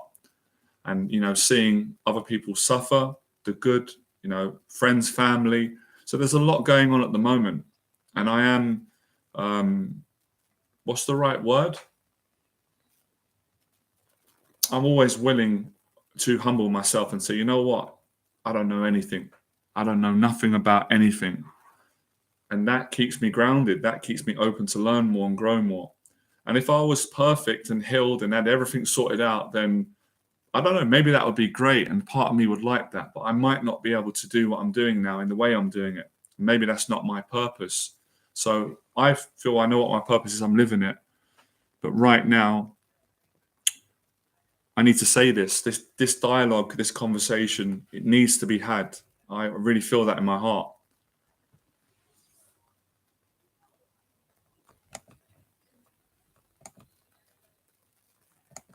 Another thing I'm going to say as well, I don't know how people feel about it. I mean it respectfully. So many human beings have been such an inspiration to me. and I just want to make a point of saying, for my faith, I don't idolize any person. The only person I idolize is my faith is God. And I don't put anyone on a pedestal as better than me. But I do appreciate good people. And I do like to speak on what they've done for me and what they've continued to do.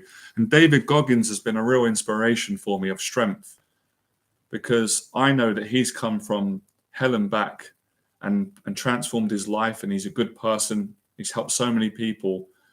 And he's honest, very honest. More honest than I am. He's got more courage than me. I'm not trying to be him, but I'm just giving credit where it's due. And when he's honest about the fact that despite being the so-called toughest mentally man on planet Earth, even though he's humble, he says he doesn't really believe that, despite achieving what he's done and inspiring all the people that he's inspired, he still has anxiety. His mind still comes up with the stories and says, you ain't doing nothing. You ain't good enough. You ain't done enough. Yeah, but you did that in the past. But what about today? And I have that. I deal with that. And I know everyone has that. I know everyone deals with that. Some people are honest about it. Some people lie about it, which is fine. I've done that before, but I don't want to do that anymore. I think successful people, or people that people look up to, have got a responsibility. I think that personally, this is my belief, they've got a responsibility to be vulnerable with people that are not where they're at, to help them and lift them up. And I don't mean in a negative way, in a strong way. So being vulnerable from a place of strength. And my faith helps me to do that, because I couldn't do it without my faith. My ego would definitely get in the way at some point, even though I've got a good heart and I believe my character's good. So it's an ongoing struggle. And when things go well, I will experience anxiety, because the way my mind is and the way my patterns are and my upbringing and the changes that I've made, which I'm grateful for, my mind will say, well, this is too good to be true. It's all going well now. It will anticipate something bad's going to happen. Something's coming. And that's what I'm working on at the moment. And I want to get better with this so I can be better for other people. I can't be any more honest than that, or maybe I can. So these are the levels that you can go to and grow through. And I love it. I got to be honest, deep down, I love these conversations. I couldn't have them when I was younger. I couldn't have them because I believed I couldn't have them. I could have them, but the anxiety tricked me. It hoodwinked me. It told me that you're too deep. You're going to be weird. It's too much. People can't have, or maybe that's true for some people, but that's not my problem. That's their problem. Now I've got friends. I've had friends for a long time where there's no filtering. We can go as deep as we want, respectfully, and I have these amazing conversations. And I know deep down, a lot of you want me to speak like this. You want to have these conversations. You want to get it out. Everybody does, because you want me to speak like this. You want to have these conversations. You want to get it out. Everybody does, because it feels good to get good. So yeah, Goggins with the accountability. And I have the same. It's a blessing. I'm learning that from Goggins. I can't lie to myself and say, yeah, but I did great yesterday. Yesterday, I appreciate it. I coached my client yesterday. I did a really good job. Great guy. We had a great session. It was a really intense, honest one. Amazing. And I was disciplined. And I had a conversation with my dad. I felt good about that. I had a really good day yesterday. But I can't sit here and lie and say I'm set. What am I going to do today? What am I doing today? David Goggins, you're right. Look at the accountability mirror. I got up today. I cleaned my apartment. I had anxiety. I didn't want to do it. I done it. I prayed. I did gratitude. There was resistance. I did that. I went out. I got a coffee. I had a shower before the come back. Done some writing. Faced my anxiety. Did this serve people. Feel good about that. But there's still a lot more work that needs to be done. I've got to help a lot more people. I've got a lot of growing up to do, even though I'm 40. And there's a lot of people that need help.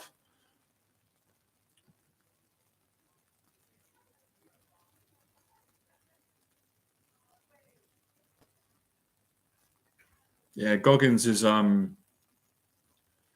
it's just a breath of fresh air, really, to be fair, give credit. Jeff Thompson's the same. One of my former mentors. Jeff Thompson, David Goggins, Les Brown. There's so many people. Now listen, I want to make a point of saying, all of you guys, all of you being honest, it helps everybody. It helps me. It helps me to teach. It helps me personally. It helps you, helps my clients. It affects everyone. It's the honesty from a good place. It makes everyone feel freer. It really does.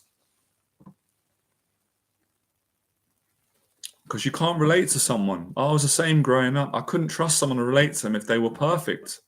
It's going to make me feel worthless. How can I relate to that? You know, and of course there's a balance. The person needs to be living it. Someone can't just be saying all these things and saying, I'm going to teach you, and also charge money and sell products. They need to be at a certain level. That's true as well. So of course, same as you guys, if I'm learning from someone, you know, it's not judging from a negative way, but you need to see that they're true to what they're doing. They don't need to be perfect, but they need to be correct with what they're doing. We need to see that they've made progress, and then we can learn something from them. And with these people, the truth is very, very plain and clear to see. And then you go and experience it for yourself. So same with Tyson Fury. Oh, he goes on the list. Oh man, I mean, what can I say? He's so honest. He's honest that he still struggles. It makes me feel better because I'm a teacher. I teach people how to overcome anxiety and struggle and live a great life. And it takes the pressure off of me when I feel immense pressure at times. My mind is killing me with pressure and criticism. So when you hear Tyson Fury say, I'm happy in my life, which he is, I'm the heavyweight champion of the world. Not that he cares or I care, but he's making millions of pounds and he deserves it. And any good person does. I wish everyone was a millionaire, so no one went without. But that's not really what's really important. But he'll still say, yeah, watch my Netflix documentary. And you see the goodness of a good person, a good heart, a good family. But he said, you'll see my struggles with my bipolar. You see me up and down. I'm the same. I'm the same. I'm up and down. I have my good times. I have my mood swings. I have my downs. But I try my best. And that's all we can do. And pray for the rest and keep making progress. But things are getting better. Things are getting a lot better for all of us. I'm grateful. Thank God. Because I couldn't even have dreamed my wildest dreams. This is bigger than money. This is bigger than followers and anything like that I'm not motivated by. I'm not solely motivated by any of that.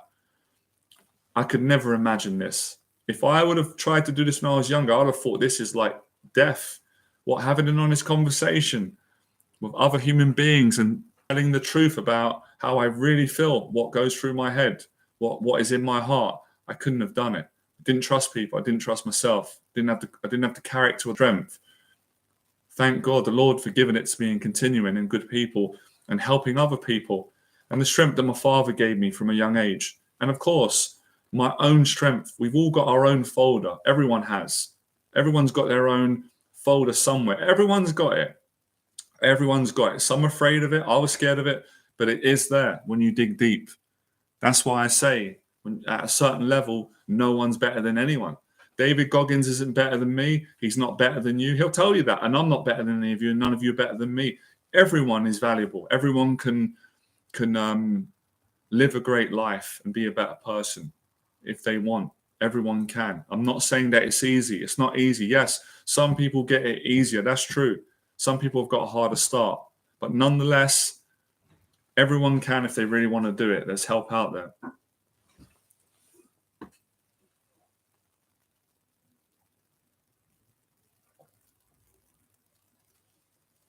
But yeah, I guess you can't fully please this mind, you know, because it's the ego and it's never satisfied. But you can please your heart, and you do that with gratitude and good people and living life to the full. That's how you win. So lessons within lessons. It never ends. It never ends. That's why I could never say, oh, well, here's a video on how to overcome anxiety. There you go. It's finished. It never ends until, who knows, even when we pass away. I don't know for sure what happens. I believe we go to a better place. I believe in God, but it might continue in a different way. But you guys and girls understand what I'm saying. It never ends for as long as we're here. We're curious. We want to learn. And one fact that I know is that everyone who's living and breathing suffers with anxiety. And some people have it less because they deal with it more. Some people, they change the meaning. Let's enjoy it.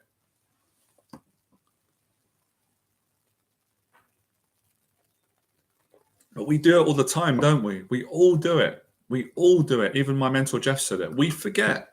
We forget that people that we look up to, that we aspire to be like, or in a way, we think they're perfect. We think they don't feel fear, and it makes us feel bad. It makes us feel bad about the fear that we feel, because we feel like, oh, I shouldn't have that, because he doesn't have that, but he does have it.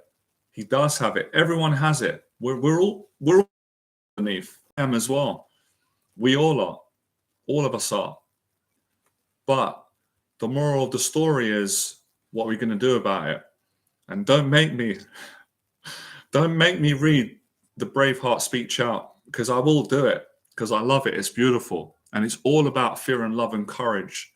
When he says freedom, when he said, I watch the scene. I'm OCD when it comes to that scene. I watch it every day. It makes me cry. I love it. It inspires me. It gives me strength. It gives me the strength to give you guys and girls strength, for my clients and my family and for myself, everyone. And when he says, where are you all going in the film, right? And I'm not getting into politics. I don't look at it like that. I just, good people wherever they're from, right? But you understand the moral of the story is when he says, where are you running to? And they said, we're not fighting that. You think we're going to fight that? We're outnumbered. There's too many of them. We're going. Why would we fight them? Why would we give our lives up? And he says, all right, okay. You're free to go. You don't have to fight. I can't make you fight. And running and avoiding the fear because you're scared of it and you're choosing to be a coward, you might live for an extra 20, 30 years and you're safe. You're not going to get killed today, because the likelihood is you probably are all going to die today if you fight. But go. But can you live with the consequences of many years to come, when you're lying on your deathbed and you look back and say, we didn't fight. We didn't fight for freedom. We didn't fight for truth. We didn't do the right thing because we were frightened. We didn't want to face the fear. We didn't want to be honest. We were proud because we wanted safety in exchange for a life of regret. When you're on your deathbed and you're in absolute agony and you're heartbroken because you didn't do it. And then he says, what would you give? This always makes me cry. I'm not going to cry now. I may do in the next stream. He says, what would you give? What would you give to give all the days back from this day to that for one chance? Just one chance. It makes me emotional to come back here and to tell our enemies that they may take our lives, but they'll never take our freedom. And that is the truth. That is the truth. I mean, I'm not saying that that's all the truth, because I believe God's, but that's the truth of standing up to fear. Because we can't get rid of it in this incarnation, but we can learn to work with it, to manage it, and to face it again and again and again, and to get a better relationship. And that's been my journey. My whole journey since I was young, I was like all my followers. I was obsessed with fear and people. I was always trying to see who's telling me the truth. And all that comes from obviously being curious, being caring, being a bit messed up, not trusting people, wanting to know, are they genuine? Am I the only one that feels so scared? Am I a coward? Is everyone brave and I'm a loser? Which I'm not and no one is. And figuring out years later, wow, people are fascinating. They're wonderful. We all are. People lie a lot. And they don't do it because they're bad. They do it because they're scared. Because they're afraid. They're afraid of the truth. And in this regard, and the truth is deep down, they're terrified. We all are. Depending on what state we're at. But I'm talking in general. Because of course we're not terrified every minute of every second. But generally speaking, the toughest man underneath is afraid. And I'm only quoting what he said, because I wouldn't speak ill about someone, certainly without being in their face. Mike Tyson said it himself. He goes, I was terrified. I'm still terrified. And I love it, because it's the same for me. When he's interviewed and they say, what frightens you, Tyson? He says, he said this before, unless he's changed his perspective, everything frightens me. I'm scared of everything. But no one's going to believe that. But I know it's true, because I've studied people. I've been around I've been a fighter myself, of course, not boxing, and I know what I teach. But being a man and a warrior is being true and honest about it, but going out and facing the truth and being the best man you can be and fighting those battles and helping others. What more can we do than that? We can't do any more. And I think that's enough for now. But most will choose, which I understand, and I'm not judgmental, because it's a tempting choice that it can do it. Most choose the easy way out. They choose the too easy way out. Number one is to lie about it. The lying just cripples you inside because you're lying to yourself. If I don't be honest with everyone and say that I'm frightened underneath, deep down, I'm scared. Even as a grown man, there's a scared kid in me that's terrified of everything. Then I'm not being honest. That's not what I'm about. But at the same time, thankfully, I know how brave I am. I know what I face and overcome and what I'm facing right now and every day to be a better person, to help people live a full life. And when I'm doing when I'm running and I'm getting motivated from everybody, every good person, everything that motivates me. And people like David Goggins, I'm thinking, wow, Goggins is amazing, man. He's got to this point and I know he's scared the same way I am and he done it. I can do it. I can tell my clients can do it. If he can do it, we can do it. Why can't we do it? He's the same. He takes a shit. He takes a piss. He's a God-fearing man. Everyone can do it. But if they've got the courage to do it. So that's the question. Do you have the courage? Do you have the courage to live your dreams despite having anxiety? I've done it, so I know you can do it, and I'm doing it now. So that's really the truth in this area when the questions come up. And it used to bother me before. I'm going to say it did used to bother me. Not massively, but it bothered me a bit. And I'm understanding now. I'm getting a bit older. I'm working on forgiveness. It used to bother me when I'd see these people on podcast shows and they're making videos and they're kind of lying to people. They're saying that they've overcome anxiety and they're completely perfect and they're teaching other people. And I'm thinking, you're not being honest. Because I teach anxiety and I'm an expert and I still have it. So you're not being honest because I know you've got anxiety. I can see it. Why don't you be honest with people and say, look, I have anxiety like you do, but despite my anxiety, I've changed my life and I've got a better control over it and I'm living. That's brilliant. I'm not great. Be honest. What's the point of lying? What's the point of lying to get more clicks and to make more money or to make people like you? It's not the truth. What's the point? I ain't going to do that to people because I don't like it being done to me. So yeah, we all feel fear. We'll have anxiety on a daily basis. But you can live a great life with what I've been teaching today and what you guys have been teaching. We've been putting the collection of the truth together. So I do live what I teach, but I do struggle with it. It really challenges me every single day.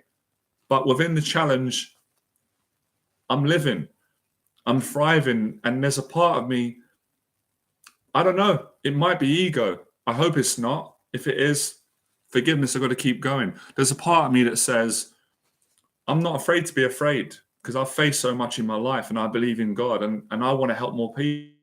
And I've got to, let's go for it. I want to be a better person, help more men and women, be a better human being and have less suffering in this life because we've all had enough of it.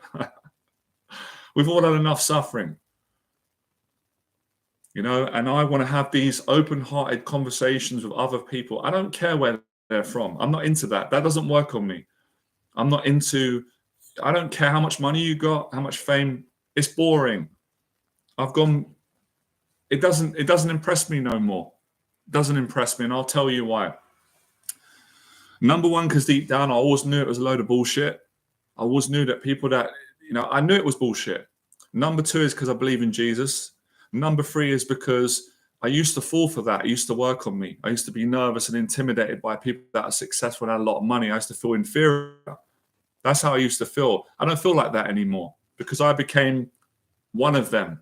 And then I realized, oh man, this feels good. And then it didn't feel so good. It didn't feel so good to feel arrogant and to think I'm something that I'm not. And I had a mental health breakdown. And it humbled me. It destroyed my ego in that way. And it made me realize who I am, who I want to be. And it made me not afraid in that kind of way of people. But also, I'm practicing it. I'm still working on it to have forgiveness for them and realize that's where they're at. That's where they're at, and this is where I'm at. So I like to have good, honest conversations with people that are kind. I love it. I've always loved it as a kid, as an adult, and I know that you guys, everyone else does deep down too, but people are scared to do it, and I'm scared to do it, but I'm not scared to not doing it. And I've been doing it now for almost 2 hours, and I've been doing it for, I don't know, 12 years. 12 years, and I've been blessed to have these amazing conversations with clients, travel from all around the world to work with me and spend their hard-earned money, and also with people that from all walks of life. So I don't really care. I just care about people being a good person, or if they're not being a good person, at least to say, look, right now I'm not being a good person. I'm in pain, but I'm trying. No, I forgive you, no problem. I've been there. Do you understand what I mean? A bit of respect for each other and just being nice and being honest. I really value that, and that you can't put a price on. So another level of honesty. So honesty, there's levels to honesty. There's levels to truth, and there's levels to how far do you guys go and girls, because it's down to you.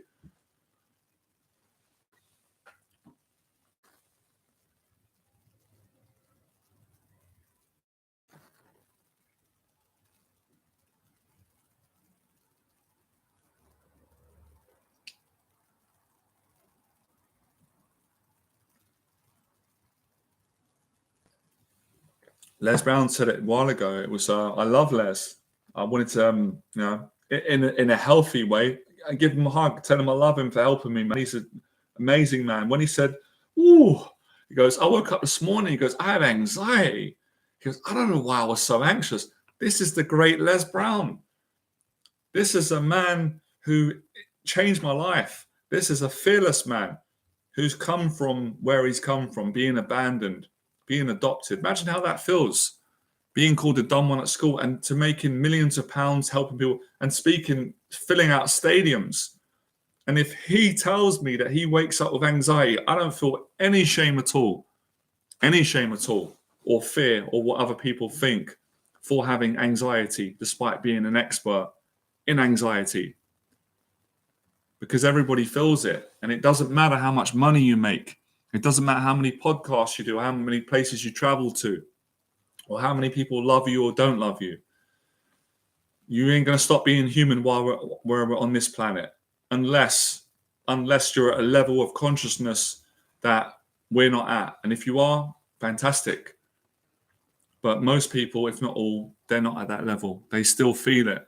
And that's why I admire people. Susan Jeffers comes to mind, of course, because she wrote a book and she lived it. I would have loved to have met her. It's a shame. Keep her spirit alive. Feel the fear, do it anyway. And I remember reading that book and how much she inspired me. The same way Jeff Thompson inspired me, because these are people that were honest and said, I feel fear. I am afraid. I'm afraid of life. I'm afraid of rejection, success, public speaking. But you know what? I am done living in fear and not taking action. I'm going to go out and I'm going to move forward anyway and feel the fear. She did it. What a great woman. What a great woman. And it's honest. She could have lied. She could have said she doesn't feel any fear to sell more books. But I honestly think if you tell the truth, if you're honest and you don't play these games, you're probably going to sell more anyway, because people trust you and like you. And I'm the same. I'm not going to spend money and pay someone if they're lying to me. I'm not going to do it. I'm not stupid. I'm not an idiot. Maybe at times I've been, but I'm smart, like my followers. But if they're honest and I know that they've done what they've said and they're helping me, I will spend the money because there's value in it. And I want to give them the money because it's a way of supporting them. It's a gift. It's appreciation. It's gratitude. Well, it's not always about money. If I don't have the money, I'm going to speak their name. I've been doing that for Les for 12 years because he didn't charge me any money. I didn't have to spend any money on his programs because at the time I was broke. I didn't have any money. I was on benefits. But he put the free material out, story, and that was all I needed. But I always speak good of his name and appreciate him. Yeah, I was inspired by his courage, inspired by how much money you got. It's boring. I'm not inspired by your cars or your planes or your houses. It's all boring. It means nothing to me. That doesn't impress someone like me from where I come from. I've been humbled That doesn't impress me. I appreciate that you've worked hard for that. I want to see your character. I want to see the way you treat people when you don't have any jets and money. I want to see how you treat homeless people. I want to see how you treat your parents, and I would like to see how would you treat me if you didn't know that I was apparently successful, and how would you treat me when I was broke? Many times, I want to see your character, and that's what impresses me. How you are with people, your humility. Are you honest? That's what I'm looking for. That's something that I respect. I know most people are not like that. That's fine. Good luck to them. So all these things connect, because this whole story, this whole conversation, this is my story. All of it, the good bits, the negative bits. Do your worst. Do it. Fine. Judge me. Bring it on. It's fine. I can handle it. I can handle it. It's not my problem. You can judge the bits you don't like. Judge me. I made it. I never thought I could get to this point. It was always my dream to face this fear, to live my purpose. All of it. Tell my story. Be who I am. And it's simple. How do I be who I am? Tell the truth. Tell your story. Help people. Connect with them. Let them help you. It's not one way. I'm not arrogant. I don't have this big ego. I don't want it. I don't want that stuff. This is it. This is how you connect. This is how you overcome these demons, these ongoing, taunting, challenging fears and anxieties and demons which originate from an anxiety disorder.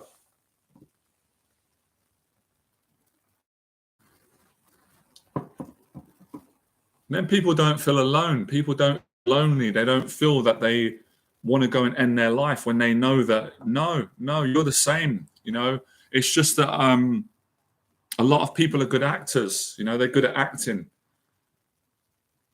But there's many people that are playing themselves. And I choose to be someone who's being himself and being vulnerable and trying to get better at being a bit more vulnerable each and every time. And that's my message to anyone who cares to hear it and apply it and agrees. And also, I appreciate people that they're not going to like me. They're not going to like what I'm saying. That's fine. You have to accept that. And so it's all blood and guts.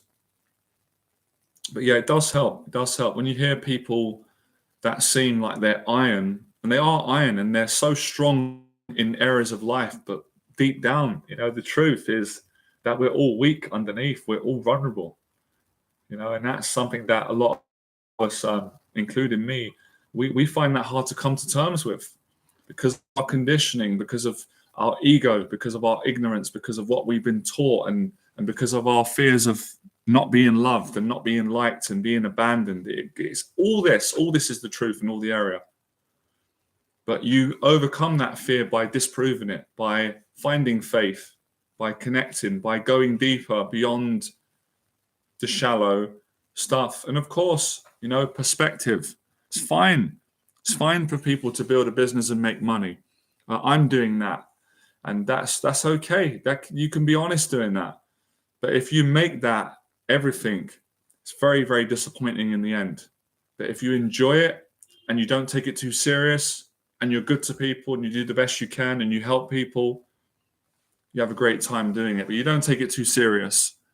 I certainly don't. I've got to remind myself, if I don't learn this lesson, then I must be stupid. Because when I took it serious in the beginning, I really enjoyed it for a while. And then I didn't enjoy it anymore because I put my identity into money, business, followers, fame, YouTube. And then I had a mental health breakdown. That was the best thing that happened to me. And during those periods, I found more peace. It wasn't easy, but I found more peace and freedom than I did when I was a successful so-called entrepreneur who had money coming in and all the other stuff. And I had to get I had to work on myself and come back with a different mindset, a different heart. Now, I enjoy it a lot more. It feels different. There's still more work to be done.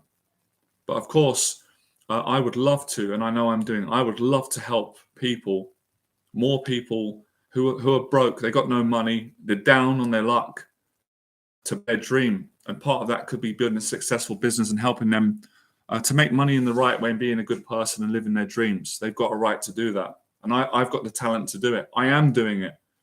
But I'd like to do it more. That's amazing. And all the other ways. So, yeah. See, I can speak forever. 2 hours. Bloody hell, I can speak for England. But it's not true. These beliefs that we have, my clients have and I had, we're all the same. I used to have a belief that would say, can't speak, Jonathan. You're going to run out of what to say. You'd be caught out. You'd be judged. You'd be hated. You'd be exposed. You're going to run. Where's this from? Where? I don't know. Praise God. I don't know how to do this. I don't know how I do it. 2 hours. I don't have a script. It just comes out. It can't stop. And I know I've seen it with friends of clients. Once they get going, they're unstoppable. And Les Brown, he's right. He was true to the word. He said, you've got greatness in you. He said, you've got talents, you've got abilities, you've got goals. You can't even imagine what you can do. But he said, right now, you don't believe in yourself. So you need someone else's belief in you until your belief kicks in. And he says, let me tell you my story. Raised in an abandoned building on Miami, Florida. I think I'm right. Labeled eligibly mentally retarded. Called the dumb one at school. Growing up poor with hand-me-down clothes. My brother was the smart one. They called me the dumb one. Being adopted by my baby mama. Being put down again and again, failing again and again from the 5th grade to the 4th grade. Kids laughing at me saying, he's the dumb one. He's the dumb twin. When he first tried to start succeeding in business, he was telling people, you can live your dreams. You can live your dreams. You can achieve anything. And he said, the truth was in my life, I was going through financial difficulty. I was behind on my goals, my goals, my dreams, and my bills. Look at the heart of the man. But he didn't quit, and he got there in the end, and he changed my life. He stopped me committing suicide in my 20s. I was going to do it. I was thinking about it. That's not good. And he was right, because I had doubt. When he was saying this, I was saying, I know he's telling the truth, but I don't believe it for me, though. I don't think I can do it. I don't think I'm good enough. I'm scared. I'm afraid. What is my dad going to think if I do this? What will my parents think? What will society think? I might die. These voices might kill me. I'm frightened of this. I'm afraid of my own confidence. I'm frightened of speaking. I'm afraid to be good at it. This stuff gets you emotional. And when he said it's possible, you can inspire people from all around the world. This stuff makes you cry. Anyone can do it. He told me I could do this. I didn't believe it. I didn't believe it back then because I had no confidence. I didn't have enough courage. I was asleep. I was trying to wake up. I was immature, but I was beautiful. I had a lot of talent. I had it in me. I was born with it. But school teachers saying to me, you're dumb, and the kids laughing at me.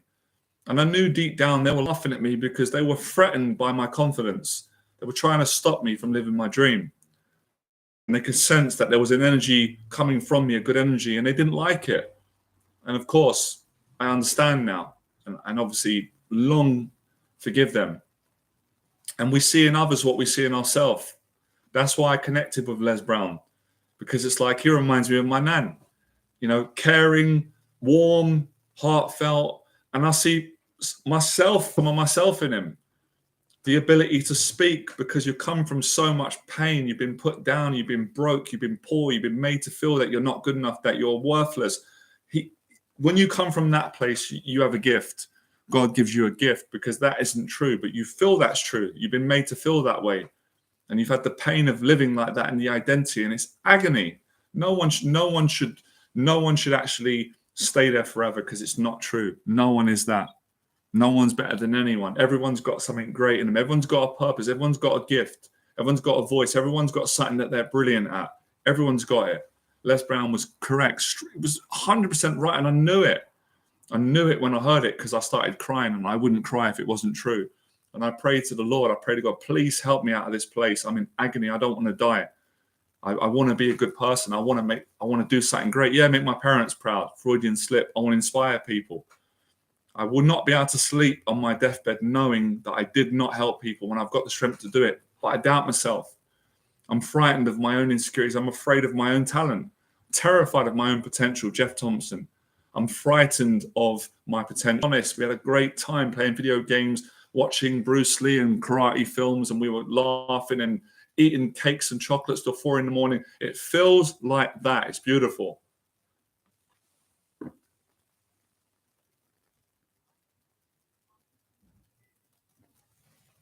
That's what people can do for people, man, when they're kind. So it's not selfish when we share our story. When I get those thoughts, those evil thoughts that are not mine, they're from the anxiety saying you shouldn't share your story. It's arrogant, it's aggressive, it's greedy. It's not. It's not. It saves people's lives. It's the opposite. It would be unkind of me to not speak and say my truth and share my story, because it's not my truth, it's everyone else's. It's how I grew up, what I saw, what I witnessed, the good, the bad. All of it's beautiful in the end. All of it's beautiful. But you don't feel like that when you go through tough times. You don't think it's beautiful. You think it's hell and back. It's hell and back. That's how it feels. Maybe it is to a certain point. So, it's that contradiction in all of us of being absolutely terrified and vulnerable and broken and insecure, and listening to the voice that says you're not worth squat, you ain't worth nothing, you're a piece of garbage on the floor. But overcoming that with the heart of the human being, the goodness in the human being, and I believe it's from God. Who else could it be from? I can't think of anyone else. When you override it with that, it's the best feeling in the world, and there's no amount of money that can buy that. And there's a lot of people out there right now who have got millions of billions of pounds. I mean this respectfully. Maybe it's a bit of my ego. I don't mind them telling me off. I'm still learning. I want to be brave. And there's no amount of money that they've got that they wouldn't pay me to teach them how to do this, how to be themselves and not hide behind their money and their millions and their fame and all of their false personalities. They want to travel and pay me. And I know because people do it. Because that's the power of coming from a broke place, being poor, being on benefits, being bullied, being uneducated, growing up in poverty. When you've got a heart to help people and you refuse to give up, that's the spirit of a warrior. And there's nothing that can beat that and stop that. It doesn't matter where you are, it's where you're going. No amount of money, fame, or evil or anything.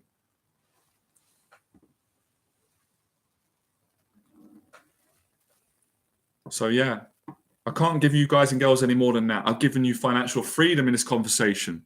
When people ask me all the time, how do I make money? Be a good person, be honest, stop playing the game, stop the BS. Look after your family, help people. Don't just make money to be greedy, you'll be lonely. This is how you make money. I've given you the whole teaching for free. When people are attacking me saying that, I'm a scammer, it's too much money, or my prices are too high, well, you're getting the teaching for free. If you're not grateful, if you're asleep, if you've got no gratitude, if you blame me and everyone, you don't take responsibility, you'll never appreciate what I'm giving you. You're going to listen to your voices and they're going to say that I'm scam, I'm this, I'm that. But for those of you that appreciate it, I appreciate you. And do you know what? For those of you that say that about me, I love you and appreciate you and forgive you. I can't do anything else. That's what my faith teaches. And I'd done that myself when I was younger. Said that people were scams, or they were greedy, or they were rich. And there were a lot of times I was wrong. It's because I was insecure. I was projecting what I didn't have, what I felt that I should have.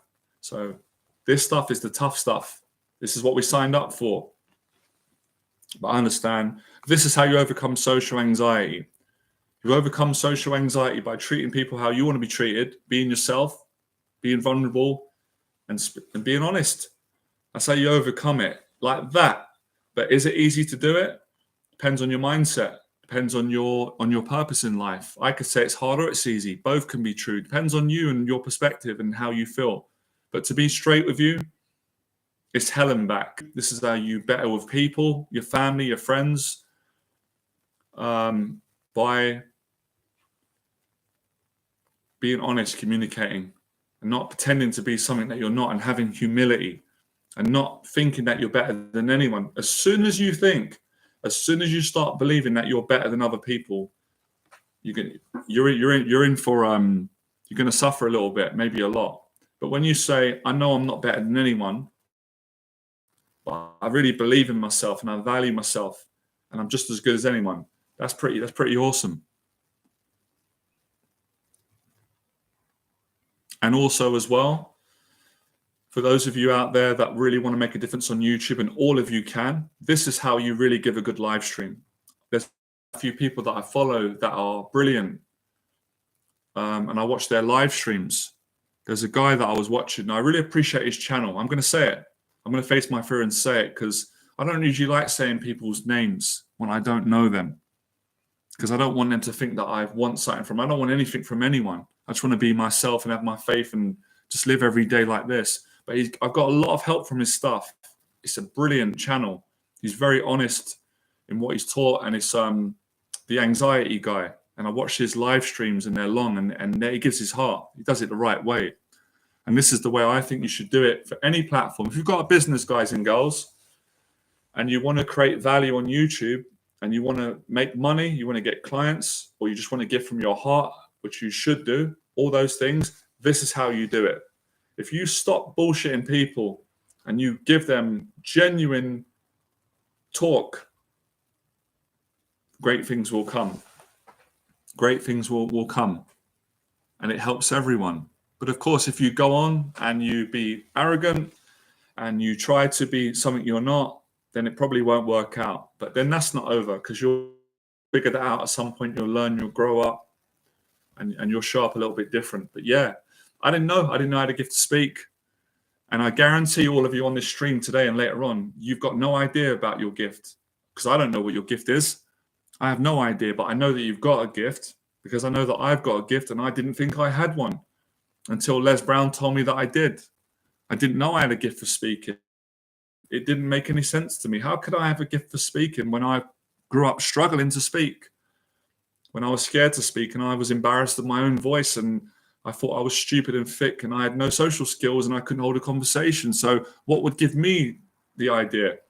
Greatness. Someone that's walked the path and has come back to tell his story. And that's what stories do when they're told from a good place. So everyone's got talents. Everybody, even everyone's got it. But the challenge is today, a lot of people don't believe in themselves. They don't believe in themselves because they've been listening to up that one for too long. And maybe other people have been putting them down. Just a second, have a break.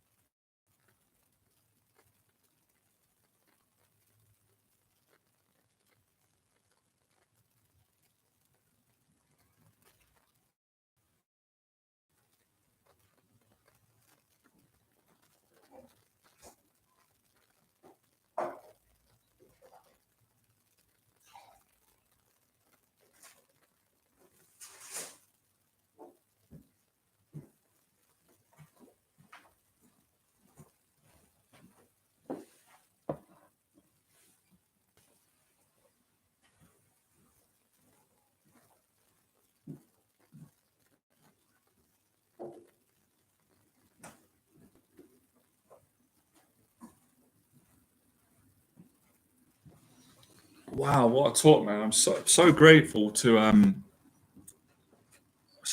be able to do this, to help people, and to no words. Wow. Yeah, I think about Les Brown a lot. I was watching his stuff yesterday. Right. So yeah, those of you that come on the stream today, I really appreciate it, and those that will see this later on, I'm pretty confident that you're really going to enjoy it. Or even if there's like one thing that you like, we've gone through so much today, and to be honest, I couldn't have done this talk without all of you today. So you've helped me to help you, and you've helped me, and you're going to help everyone else. Because I didn't know I was going to do this today. I knew that I was going to do a stream, and I have set myself a goal. I have prayed for the strength from God, because I can't do it on my own, to help me to be even more honest and more vulnerable, whatever, within the right reasons, whatever I've got to do to help more people. and to be myself, enjoy it at the same time, and just enjoy life one day at a time. And the prayers do come true. You just got to keep believing. And you lot have done that, through your presence, patience, your honesty, and appreciating what I'm doing, and also, going over those old psychological fears of people not liking it, you could say.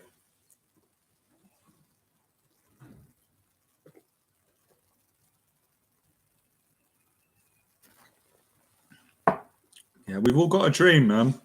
Everyone's got a dream deep down, and Les Brown's right. We do live in a culture full of dream killers, where people want to kill your dreams. But I understand it. I don't agree with it, but I understand. Understanding the human struggle, and understanding, how we can all be if we're not at our best or not being kind.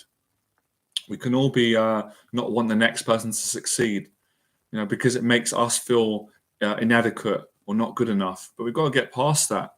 We've got to get past that. And I think the way you get past that is by being kind, being a loving person. That solves all the problems. It doesn't make intellectual sense, because people will be in the mindset of, well, why should I? Or I don't have it in me. How can I be kind and happy for someone who's doing better than me? That's the problem. That is the problem. And I'm just going to say this now, because I encourage all of you to do this, because we don't do this enough, and neither do I, because we're too hard on ourselves. I'm going to give myself credit for changing that, because I didn't used to be like that. There's so many people that I'm so happy for that are doing way better than me, but I don't even see it like that. But just looking at things on how most people see it in society, if someone's got more followers than them, they don't like them. If they've got more money, they hate them. If they're more outspoken, they don't like them. And you don't win in life like that. You're not happy like that. You're not going to grow.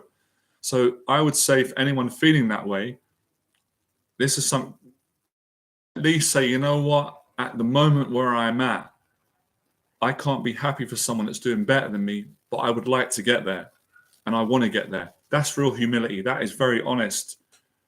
And this comes out in some of my coaching sessions. It's one of the therapies that I've developed through life experience and teaching, because there's no point people lying. If you say, oh, I'm not jealous of other people that are doing better than me, but deep down you are, then you're not going to grow to your full potential. So it's about the honesty as well. And that's an ongoing battle for everyone, along with the anxiety. Again, just because you're honest today, or you're honest for 2 years, you've got to be honest. It's ongoing. How long is a piece of string? So I like that challenge as well, of working on myself and saying, well, yeah, the last video I done, I thought that was good. Could have been better. This one is better. It's more honest. It's more vulnerable. It's giving more to people. I want to give more. So if you want to give more to people, you've got to be more honest. Obviously, I mean, within the realms of respecting people, having social skills, and, coming from a good place.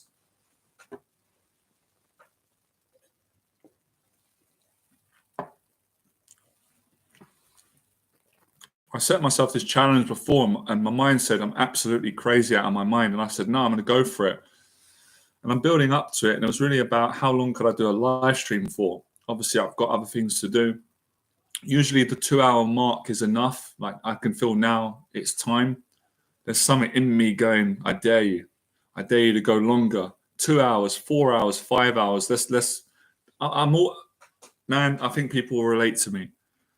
I think all passionate people that have come from a place of being hurt or whatever, as we all do, that have got a drive in them, like David Goggins, like myself, like all of you, like Tyson Fury, all people, doesn't matter who they are, like Susan Jeffers, Les Brown, many people.